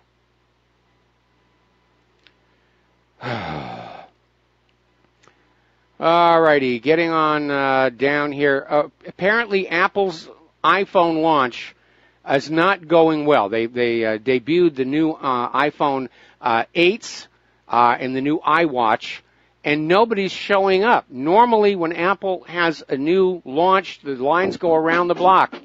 2 people showed up in China, barely a dozen in London. They may be waiting for the iPhone 10, which is not out just yet. We'll be back after station identification. And aloha, America. Welcome back to our show here, hour number 3. And for those of you watching on BAM User, this gorgeous creature sitting next to me is the lovely Lady Claire, who likes to join us in hour number 3 every Friday with her unique perspective on the world. And so what is your first story? Well, the first thing I need to share with our readers and listeners is that I am profoundly annoyed and disappointed with our government. What President Trump did at the UN was throw away any possibility of reaching some kind of an intelligent rapprochement with both North Korea and with Iran. And, I mean, it just, all I can say, Mike, and I think most of our readers and listeners will agree, this has been an armpit of a week for peace and social justice out there. Well, basically Trump sent the message to the rest of the world that the U.S. government sees war as its best option right now. Yeah. And I think the rest of the world is definitely taking notice of that and wondering just how they're going to avoid the eventual wrath of the American empire. Yeah, and instead of doing anything that could be considered in any way conciliatory, what is the next thing the United States military does? We've got a nuclear carrier conducting naval drills with Japan as North Korea, which it really didn't, is suspected of threatening an H-bomb test, which the ambassador never said, right? The foreign minister was guessing. They asked him, what did Kim Jong-un mean by extreme measures or whatever the phrase was? This is maybe a hydrogen bomb. He doesn't really know. No. And the corporate media just took it and ran with it, saying, North Korea's threatening an H-bomb over the Pacific. Yeah, and I am looking at this hype. I am looking at this rush to war. And I did something last night that was kind of a litmus test for me. Now, I have loved The Daily Show over the years when Jon Stewart was its host. And when Trevor Noah got there, maybe not so much because of his constant pinging at Donald Trump as a candidate and as president. But I listened to him, and I listened to power, and I listened to passion, as he was talking, he and Lou Black were talking about the health care bill. And, but they were making real intelligent points. And I could listen for a while without feeling like I had to turn the channel. And to me, this means that I have come to a realization that we have been so betrayed, those of us who really believed that Donald Trump was going to make a difference. He has become absorbed, if you will, in the Borg of the military-industrial complex. And we're dealing with these president whisperers, and that would be Mattis, Kelly, and McMaster, who seem to be pointing him in a direction of war being the only way. That's exactly what they're doing. Yeah. We know that the CIA is lying to him. We know that Kelly is refusing to allow any information to reach the president that would interfere with that agenda. I mean, Dana Rohrabaugh, who's a member of the House of Representatives, is trying to get Julian Assange evidence that the DNC hack was an internal leak to Trump, and apparently Kelly is just absolutely refusing to let that happen. And it's almost asking a question, is Donald Trump being cut off from internet contact that goes directly outside? Is he cut off from his TV set? Of course, TV news is not reporting on Dana Rohrabaugh trying to reach him. Oh, of course. He has to get that on the internet. And for all we know, whatever internet Donald Trump has is being just as filtered as anything coming through, shall we say, Google or Facebook. Yeah. We're going to take a phone call here right now. Jim in Florida, aloha. Welcome to the show. What's on your mind? Hi, Mike. I just wanted to tell you, you probably are already aware of this, but sometimes I try for a week or more to get online on your website and can't get through. I'll just hang up and listen to you, okay? Okay, well, Jim... Made somebody mad. I don't know who. Well, I make a lot of people mad, but, Jim, what you do is you go to this website, whatismyip.com, and you send me that number, because, unfortunately, the people who are attacking my website, they're using spoofed IPs, and occasionally they will hijack the IP of legitimate readers and jam them to get them in the filters. And so if you're a regular reader and you're not getting through to my website, go to whatismyip.com, send me that number, and I'll pull you out of the filters. And I wish there was a better solution, but right now we are under as heavy attack right now as we were just going into the election. Yeah, it's been massive. And I don't know if it's because something big is about to happen or they're just totally fed up with me and they're trying to shut me down. But I find it incredible that of all the websites that talk about the things you do, you're the only one that gets assaulted this way. Well, some of these other websites have better. They have, to be honest, more money, and they can afford better security than I can. Mm-hmm. A lot of them, you know, we're a two-person operation out here, running on spare change we find under the seat cushions and donations and stuff. That's about it. Yeah. That's about it. Yeah. And you know, we're trying to get a new website built here that can work and handshake with some of the more up-to-date security and filtering systems. But right now, all we have is the stuff I write myself. Well, I think people are starting to figure out about the Clintons now. What do you think? We're not going to be bothered with them anymore, are we? Well, Hillary's going to go on being an annoyance. I think Bill Clinton has finally decided he's ready for the rocking chair. But Hillary just cannot let go. She cannot let go of the fame. She's addicted to fame and adulation. And she's out there still trying to blame everybody for her election loss. And I would not be at all surprised if she is still trying to consider some way that she can get the election reversed and take over the Oval Office, because she's out there saying she wants to question the legitimacy of the 2016 election, even though she acknowledges there's no legal or constitutional way to do it. So what is she talking about? I know that Hillary is behind this push to say Russia helped Donald Trump, and if she can get him kicked out of office that way, then she might be thinking she's going to go to the Supreme Court and say, put me in because I really should have won the election. But at this point, I think Hillary is still planning and plotting and scheming to try and find a way into that White House. She hasn't given up. Well, Lord help us, Mike. Amen to that. Bye-bye. All right, thanks an awful lot. We're going to do a quick little shout-out to our on-air affiliate who is just now rejoining our network. And what is your next story? Well, the next story comes to us from Zero Hedge. And apparently China is getting a little bit more concerned because of that alleged statement about dropping a hydrogen bomb that North Korea really didn't make. And it's calling the situation a vicious circle where more missile tests will trigger more sanctions, and more sanctions will trigger more tests, again urging the double freeze solution, saying that the parties concerned need to respect each other's security concerns. And I have to tell you, I fully expect that either North Korea is going to haul off and test some kind of a bomb, or that the U.S. will create a false flag to make it appear that it has done so, and relatively soon. See, here's the problem. The real North Korean threat is that they won't bow down to Emperor Trump. Yes. Kim Jong-un is standing up to the bully United States of America, and that's encouraging other countries to stand up to the bully America.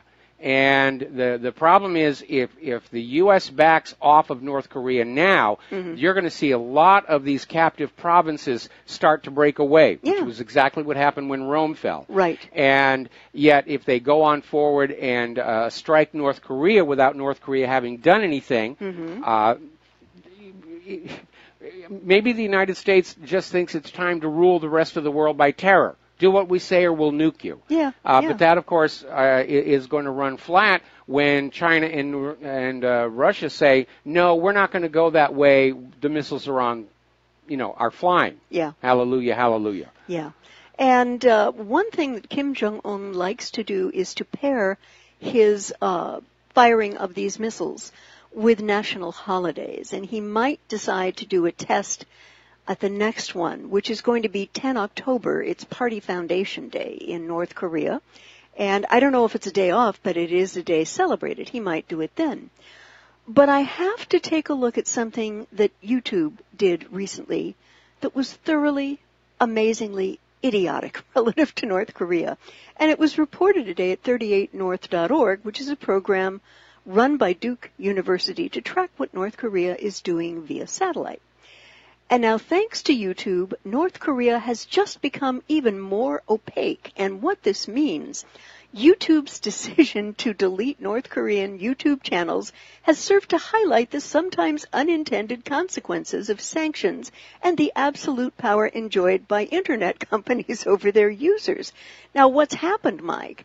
In doing so, the company has cut off a vital supply of videos used by open source researchers, which means there is now less visibility into what's happening in North Korea. Well, see, that was the problem because people were looking at the videos coming out of North Korea and realizing it's not this terrible, horrible place to live that the media has been saying. And we posted some of those videos on our website as well. I know. And so what YouTube has done is basically brought back the Soviet Iron Curtain. Yeah. You're not allowed to see any information coming from the other side. You will only see what we're going to tell you about them, and you will believe it. And that's exactly what's going on. Yeah. Because we were always finding these videos of North Korea. The people are happy.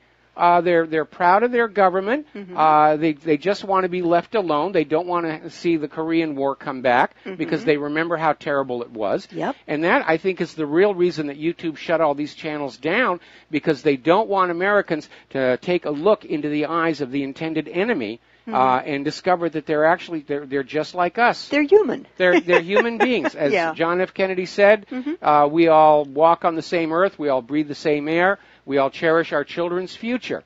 And that is an image that is not conducive to the demonization of the intended target. No. I'd like to go now to another story that's not getting very well represented in the Western press. And apparently the Indian and Pakistani armies are holding cross-border talks amid some very deadly shelling. And this has been this last week, heavy cross-border shelling between India and Pakistani forces, and the directors general of both operations, of both armies, held a meeting today. Unfortunately, the meeting just devolved into more accusation of violating the ceasefire. Pakistan alleged that shelling by Indian troops resulted in the deaths of 6 Pakistani civilians and injured 30. And the Indian side vehemently denied having deliberately fired at civilians. And it's just a real mess. And so I would like to reach out to someone who I think is a real gentleman and an adult in the room of geopolitics, Sergei Lavrov. I know you're desperately trying to get North Korea and the U.S. out of each other's faces, but if you could spare a moment, please, could you please talk with India and Pakistan, which are both nuclear-armed countries, out of creating mutually assured destruction by using such weapons against each other? Because, sir, if the excrement hits the ventilation shaft here at warp speed, we are looking at the nightmare scenario of India fighting with its ally, the United States, which upped its military relations with India last year against Pakistan and potentially China. Thank you. And we know the United States would like to find a reason to have a war with China. Yeah. And talking about people not backing down, there was a very interesting article, again from Zero Hedge. We will not seek permission. Defiant Iran unveils new ballistic missile. And the way that this is bagged Iranian President Hassan Rouhani delivered another snub to the Trump administration on Friday when he said that Iran would continue its missile program in defiance of U.S. sanctions. And to underscore the determination, the Iranian Revolutionary Guard unveiled its newest long-range ballistic missile during a military parade in Tehran. The new missile that was introduced at the parade is capable of reaching much of the Middle East, including Israel, with a range of 1,200 miles. It's also capable of carrying several warheads. The parade in Tehran commemorated the 1980s Iraq-Iran war, and guess who the U.S. was sponsoring back then? Iraq. Yeah. Though Iran has long boasted of having missiles in the same range in its arsenal, this was the first time that the new Khorramshahr missile was displayed in public, the AP reported, adding that in February, Iran test-fired the same medium-range type of missile, prompting Trump to say that the United States is putting Trump on notice. Well, Mike, with the U.S., Israel, and Saudi Arabia collectively breathing down Iran's neck in terms of screaming regime change at Tehran, if you were Rouhani, wouldn't you be looking at producing the best possible weapons? Of course I would. As a deterrent to regime change? Hello? Of course I would. Logic, do you realize the utter ridiculousness of the U.S. position? You must disarm so that it's easier for us to invade you. Yeah. Because that's inevitably what happens. And again, Iran is looking at the lessons of Iraq, Libya, and Syria. So is North Korea. And the lesson is very clear. No matter what you surrender, no matter what concessions you make, you're still going to get invaded. Yeah. Nobody can trust anything the U.S. government is saying, and now that reality is coming back to haunt U.S. foreign policy. Yeah, Nobody wants to make a deal with the United States. Nobody believes the United States when they say, well, if you just give up your nukes, all will be well. Right. And again, look at the situation in Iran.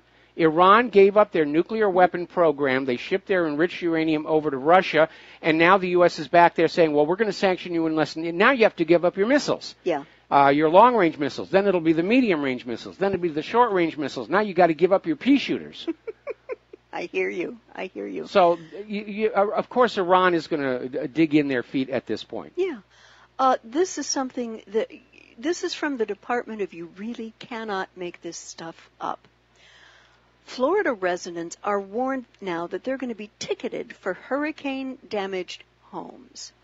So at the time when South Floridians rocked by Hurricane Irma was still surveying the damage to their properties, the County of Miami-Dade apparently thought it appropriate to begin handing out safety notices.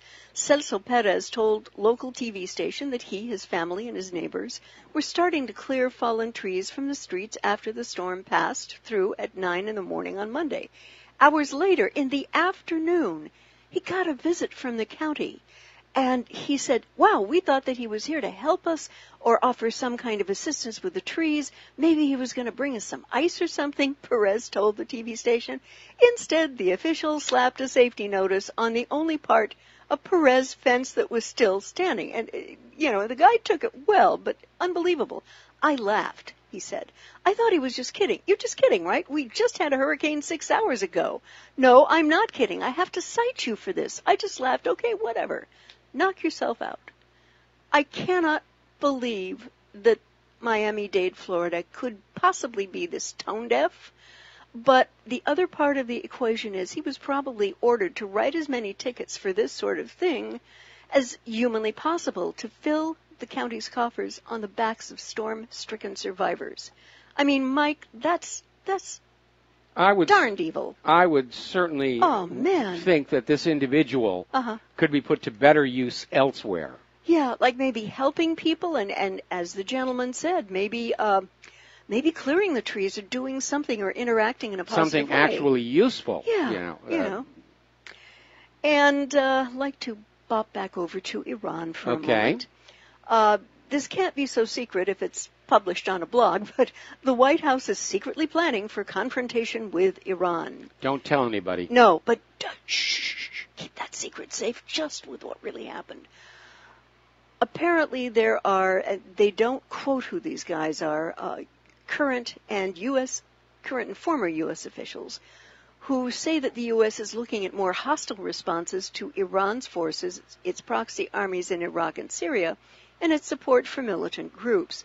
According to the sources, the current proposal was drafted by none other than Defense Secretary Jim Mad Dog Mattis, Secretary of State Rex Tillerson, National Security Advisor McMaster, and several other top officials before it was presented to President Trump at a National Security Council meeting on 9 September.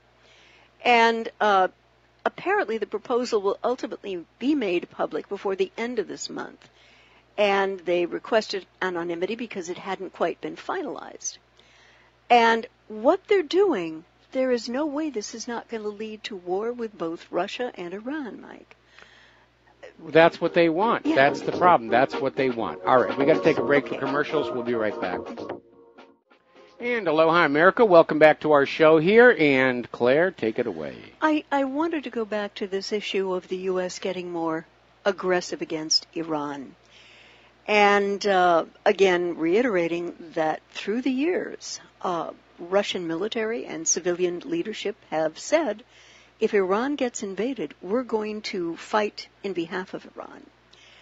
And my sense, Mike, is that it is a question of when and not if, unfortunately, listening to the intense demonization of Iran by President Trump at the UN this last week.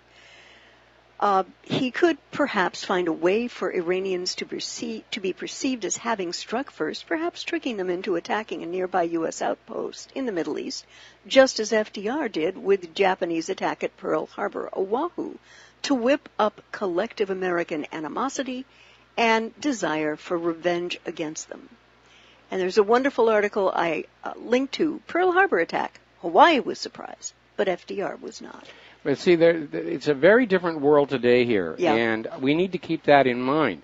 We're all aware that we got lied to about Saddam's nuclear weapons. Mm-hmm. We're all aware of all the times that the U.S. government has used hoaxes and frauds and deceptions and false flags to get us into war. Torpedoes in the Gulf of Tonkin, Spanish mine in Havana Harbor, Lusitania, smuggling weapons to Great Britain and sent into an area where they knew the German U-boats were going to find it.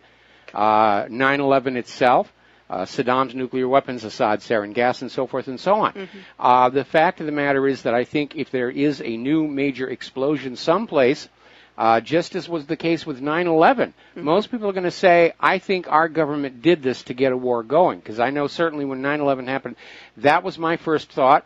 This is the U.S. government starting a war.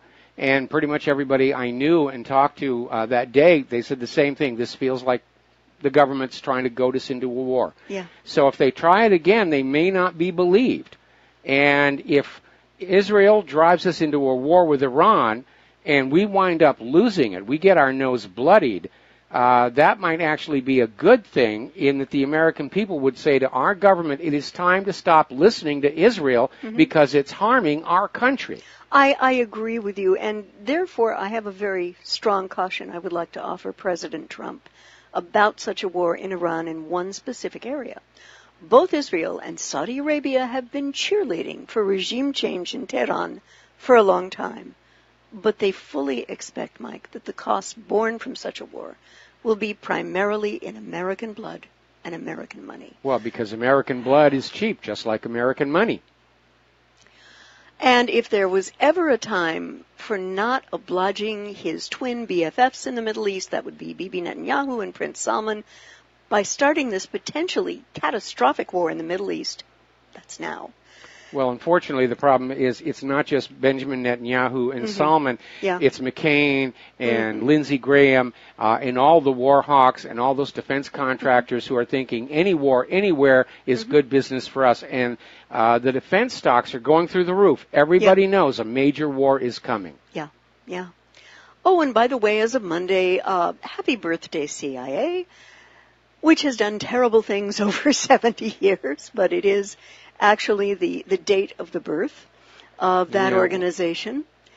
And the other thing is, and this comes to us again from Zero Hedge, the U.S. government has a known history of using false flags. And Tyler Durden, who's someone whose writing I like a lot, when it comes to 9/11, there are two groups of people, those who don't know exactly what happened and those who orchestrated it. And, you know, it's very true. But this is something, as you said, that the U.S. is doing time and time and time again. That's using the false flags. That's how the U.S. government controls us. Yeah. Lies, fraud, and deception. The American people are the most lied to people on the face of planet Earth. Mm-hmm. And we all need to understand and accept that in order to begin the process of breaking free from our slave chains made out of lies. Yeah, absolutely. And, you know, in looking at the entire chain of events that's going on geopolitically right now, the only thing I can think of is that archetypal dream of watching a slow-mo train wreck where the trains are headed on the same track in the opposite direction, and there's not a doggone thing you can do. Been there, done that. All right, we got to take a break for commercials. We'll be right back.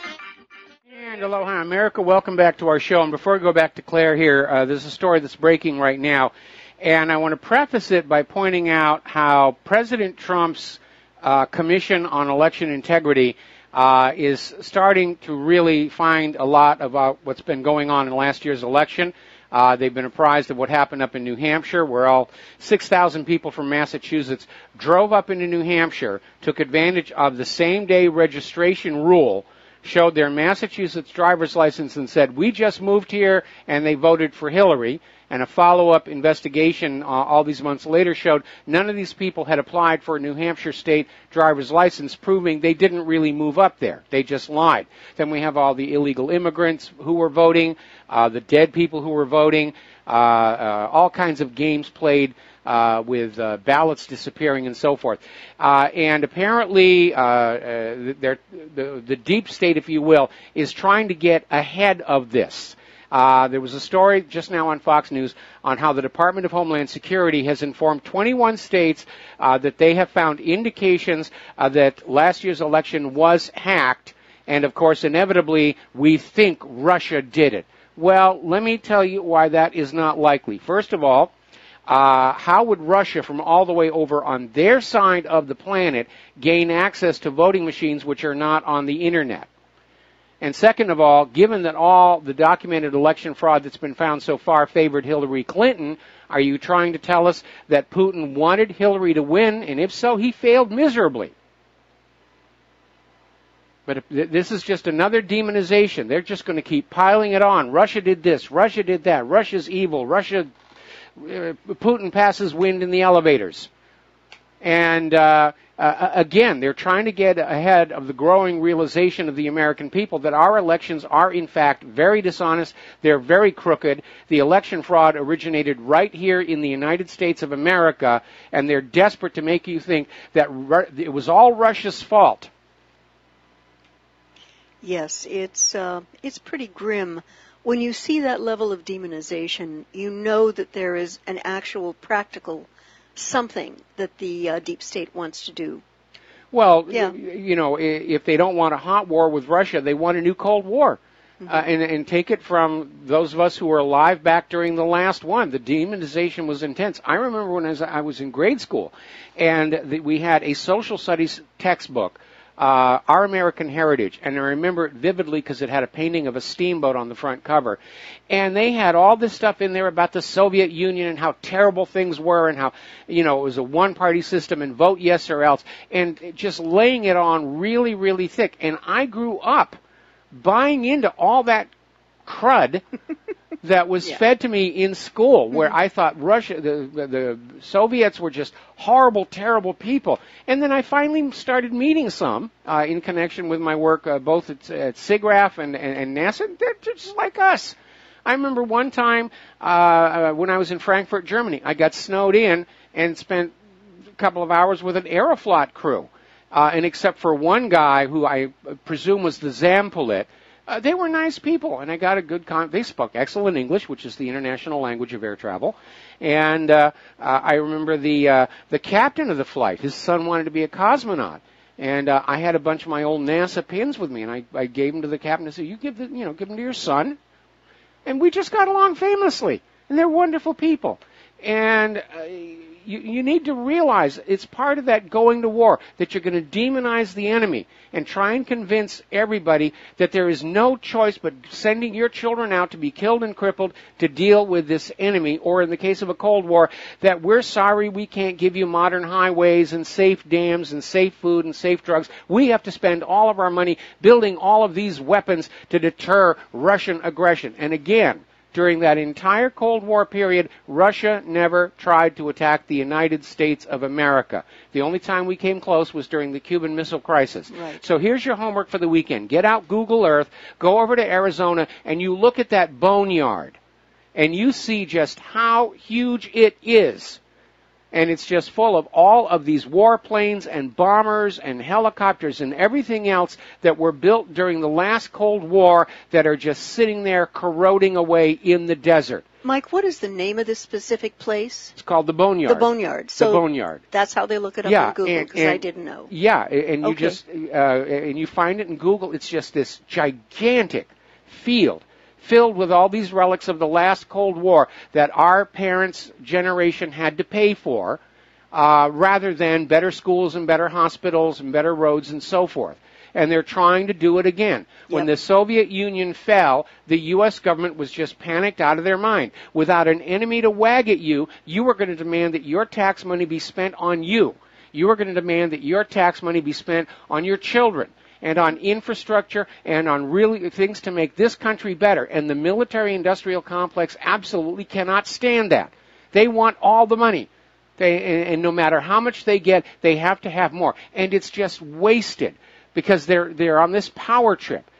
That volume of money is addictive. And they're money junkies with uniforms is basically what they are. Yep, definitely. Yeah, it's feeling like something is very close to happening in terms of some sort of military confrontation. It really does, and again, I want to caution everybody, my read of the situation, given 16 years of war, the stockpiles are drawn down, they're deploying bombs and ammunition like there's no tomorrow, our existing weapons are worn out. They're not designed to last a long time, because the models show that most of these combat platforms don't survive very long when they're in real combat. So they're not built to last that long. That's why you'll have fighter airplanes that their life expectancy is really very short, because they figure most of them are going to be shot down before they reach that. Mm-hmm. And so after 16 years, they're all worn out. I mean, look at how fast the tanks were wearing out in Iraq because the filters weren't able to keep the sand out of the engines. Yeah. And the new weapons that are coming off from the military-industrial complex, they're junk. They're expensive junk. They're very costly to buy, very costly to own and maintain. And in any war, the side that runs out of money first is the side that loses. Yep. And so I do not think that if we get into a war with Russia and China, the U.S. is not going to be able to win it, either conventionally or even nuclear. But then nobody wins a nuclear war except the bankers. Yes, absolutely. And what we've noticed recently with the Russian assistance of the Syrian government is that their weapons are very much in demand because they're field tested and they do exactly what they're supposed to do. Exactly, and they're less expensive. Yeah, and the Russians and the Chinese are getting far more bang for their buck than is the U.S. government. And my perfect example of this is I present you with the F-35. Absolutely. The problems with this thing are catastrophic. They're probably not even going to be fixed by the end of 2018. What was Lockheed thinking? Well, Lockheed was thinking cost plus contract. We're going to make a huge amount of money. And I think a lot of these programs were actually started before anybody really thought there was going to be a real war to fight. Harry Truman had to deal with exactly the same thing in the years leading up to World War II. It's what made him so popular with the American people, is he was going around to all these military contractors who were soaking the taxpayer for huge amounts of money and delivering nothing of any real usability. And he basically whipped them into shape. And we need a new Harry Truman right now to deal with that. But right now, weapons development in the United States, like everything else in the United States, it's just another racket to make money. Russia and China, when they're building weapons, their goal is to make a cost-effective, efficient weapon. And that's why they're getting more bang for their buck. than the United States could ever hope to do. The fact that the United States spends so much more of your money on weapons than any other country, more than the next 20 combined, most of whom are supposed to be allies, does not guarantee that we will prevail. When you look at what's been happening with the Zumwalt self-destroyer and its drivetrain problems, the Independence and Freedom class littoral combat ships, the Navy is now admitting they can't be made to work the way they were supposed to, between corrosion problems, drivetrain problems, the failure of the modular system for deployment, and they're already saying we're going to cancel this and we've got a whole new program we're going to go on to and we promise it'll be good. And then we're giving these ships and platforms to crews who are obviously not adequately trained to fight these platforms efficiently. Yeah. And again, so many of the same problems we saw with the former Soviet Union. Anyway, your next story. Okay. I've ranted about this enough. World War III is a bad idea. I think bad so. Idea. Yeah. Bad idea. Bad idea. Definitely. This article comes to us from antiwar.com, which again is a very sober and responsible blog. Trump is conflating Pyongyang with Tehran. The results could be catastrophic. President Trump took a page out of the George Bush playbook at his UN address on Tuesday to justify confrontation with Iran, conflate it with Pyongyang. To secure confrontation with North Korea, conflate it with Tehran. This is apparently the latest gimmick in Trump's desperate attempts to kill the nuclear deal with Iran. By focusing on Tehran's objectionable non-nuclear policies and false claims of the unevenness of the Iran deal, Trump is arguing that sustaining the international accord can no longer be justified since it no longer addresses the totality of America's concerns with Iran. Thank you, Derek. It never will. Yeah. And again, that's the whole idea of treaty creep. No matter what deal is made, the U.S. is always going to have another concern. We're concerned about your long-range missiles. Now we're concerned about your short-range missiles. Yeah. Now we're concerned, about your rifles and your tanks, and you have to give all of those up. And what I'm seeing, Mike, in Trump's conflating Iran with North Korea and Russia, and we're getting a lot of that connection with various corporate prostitute stories. What I see is an arc of desperate geopolitical insanity from this administration, stretching from Asia all the way through the Middle East and over to Russia. And why?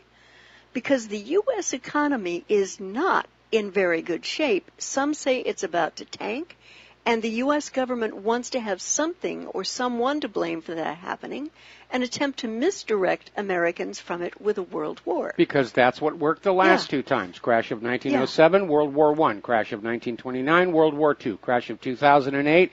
Here we are on the brink.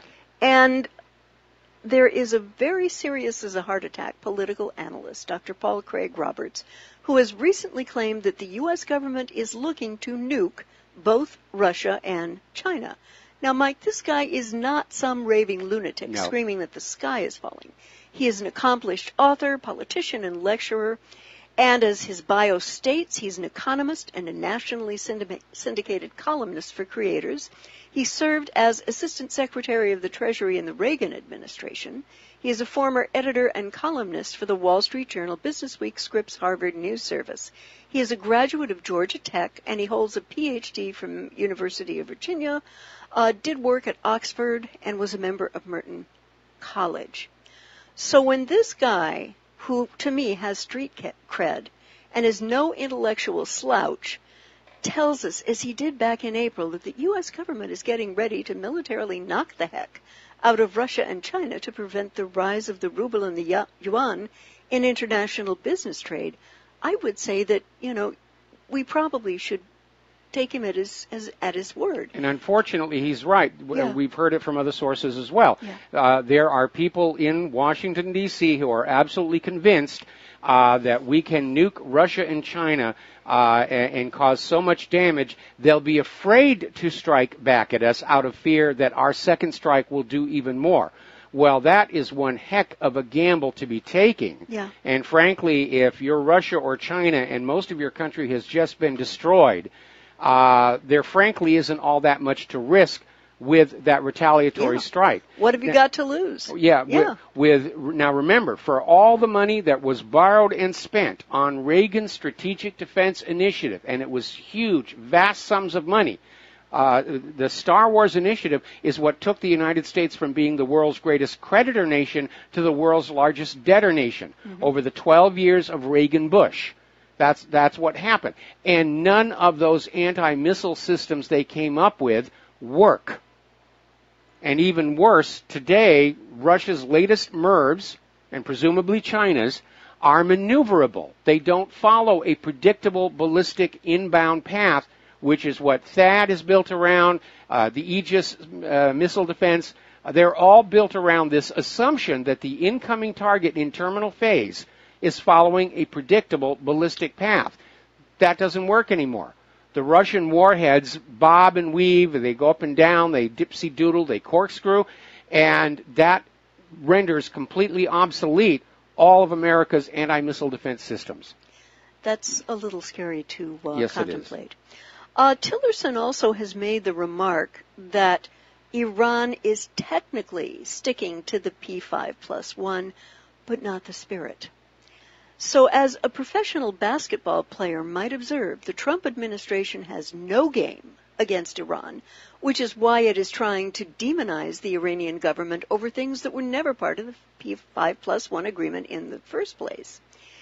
And the other thing that President Trump has to look at, he's dealing with a very war-weary and war-cynical citizenry who are looking on the epic fails of U.S. foreign policy represented by the usual suspects. Of real or attempted regime change, we're talking Iraq, Afghanistan, Syria, Somalia, and Libya, and seriously doubt that maybe this is the right time to get into another military misadventure with anybody. And I've stated this before on the show. I'm a Christian, and I'm a pacifist activist, constantly exhorting the federal government to attempt to resolve this country's geopolitical differences with meaningful negotiations rather than wars. And I would really like to ask President Trump to stay the course of the P5+1, at least for now. Well, you got a lot of company. I mean, Bernie Sanders is saying stick with the deal. Yeah. China's saying stick with the deal. Putin's saying stick with the deal. Most of the EU is saying stick with the deal. France apparently has gone the other way.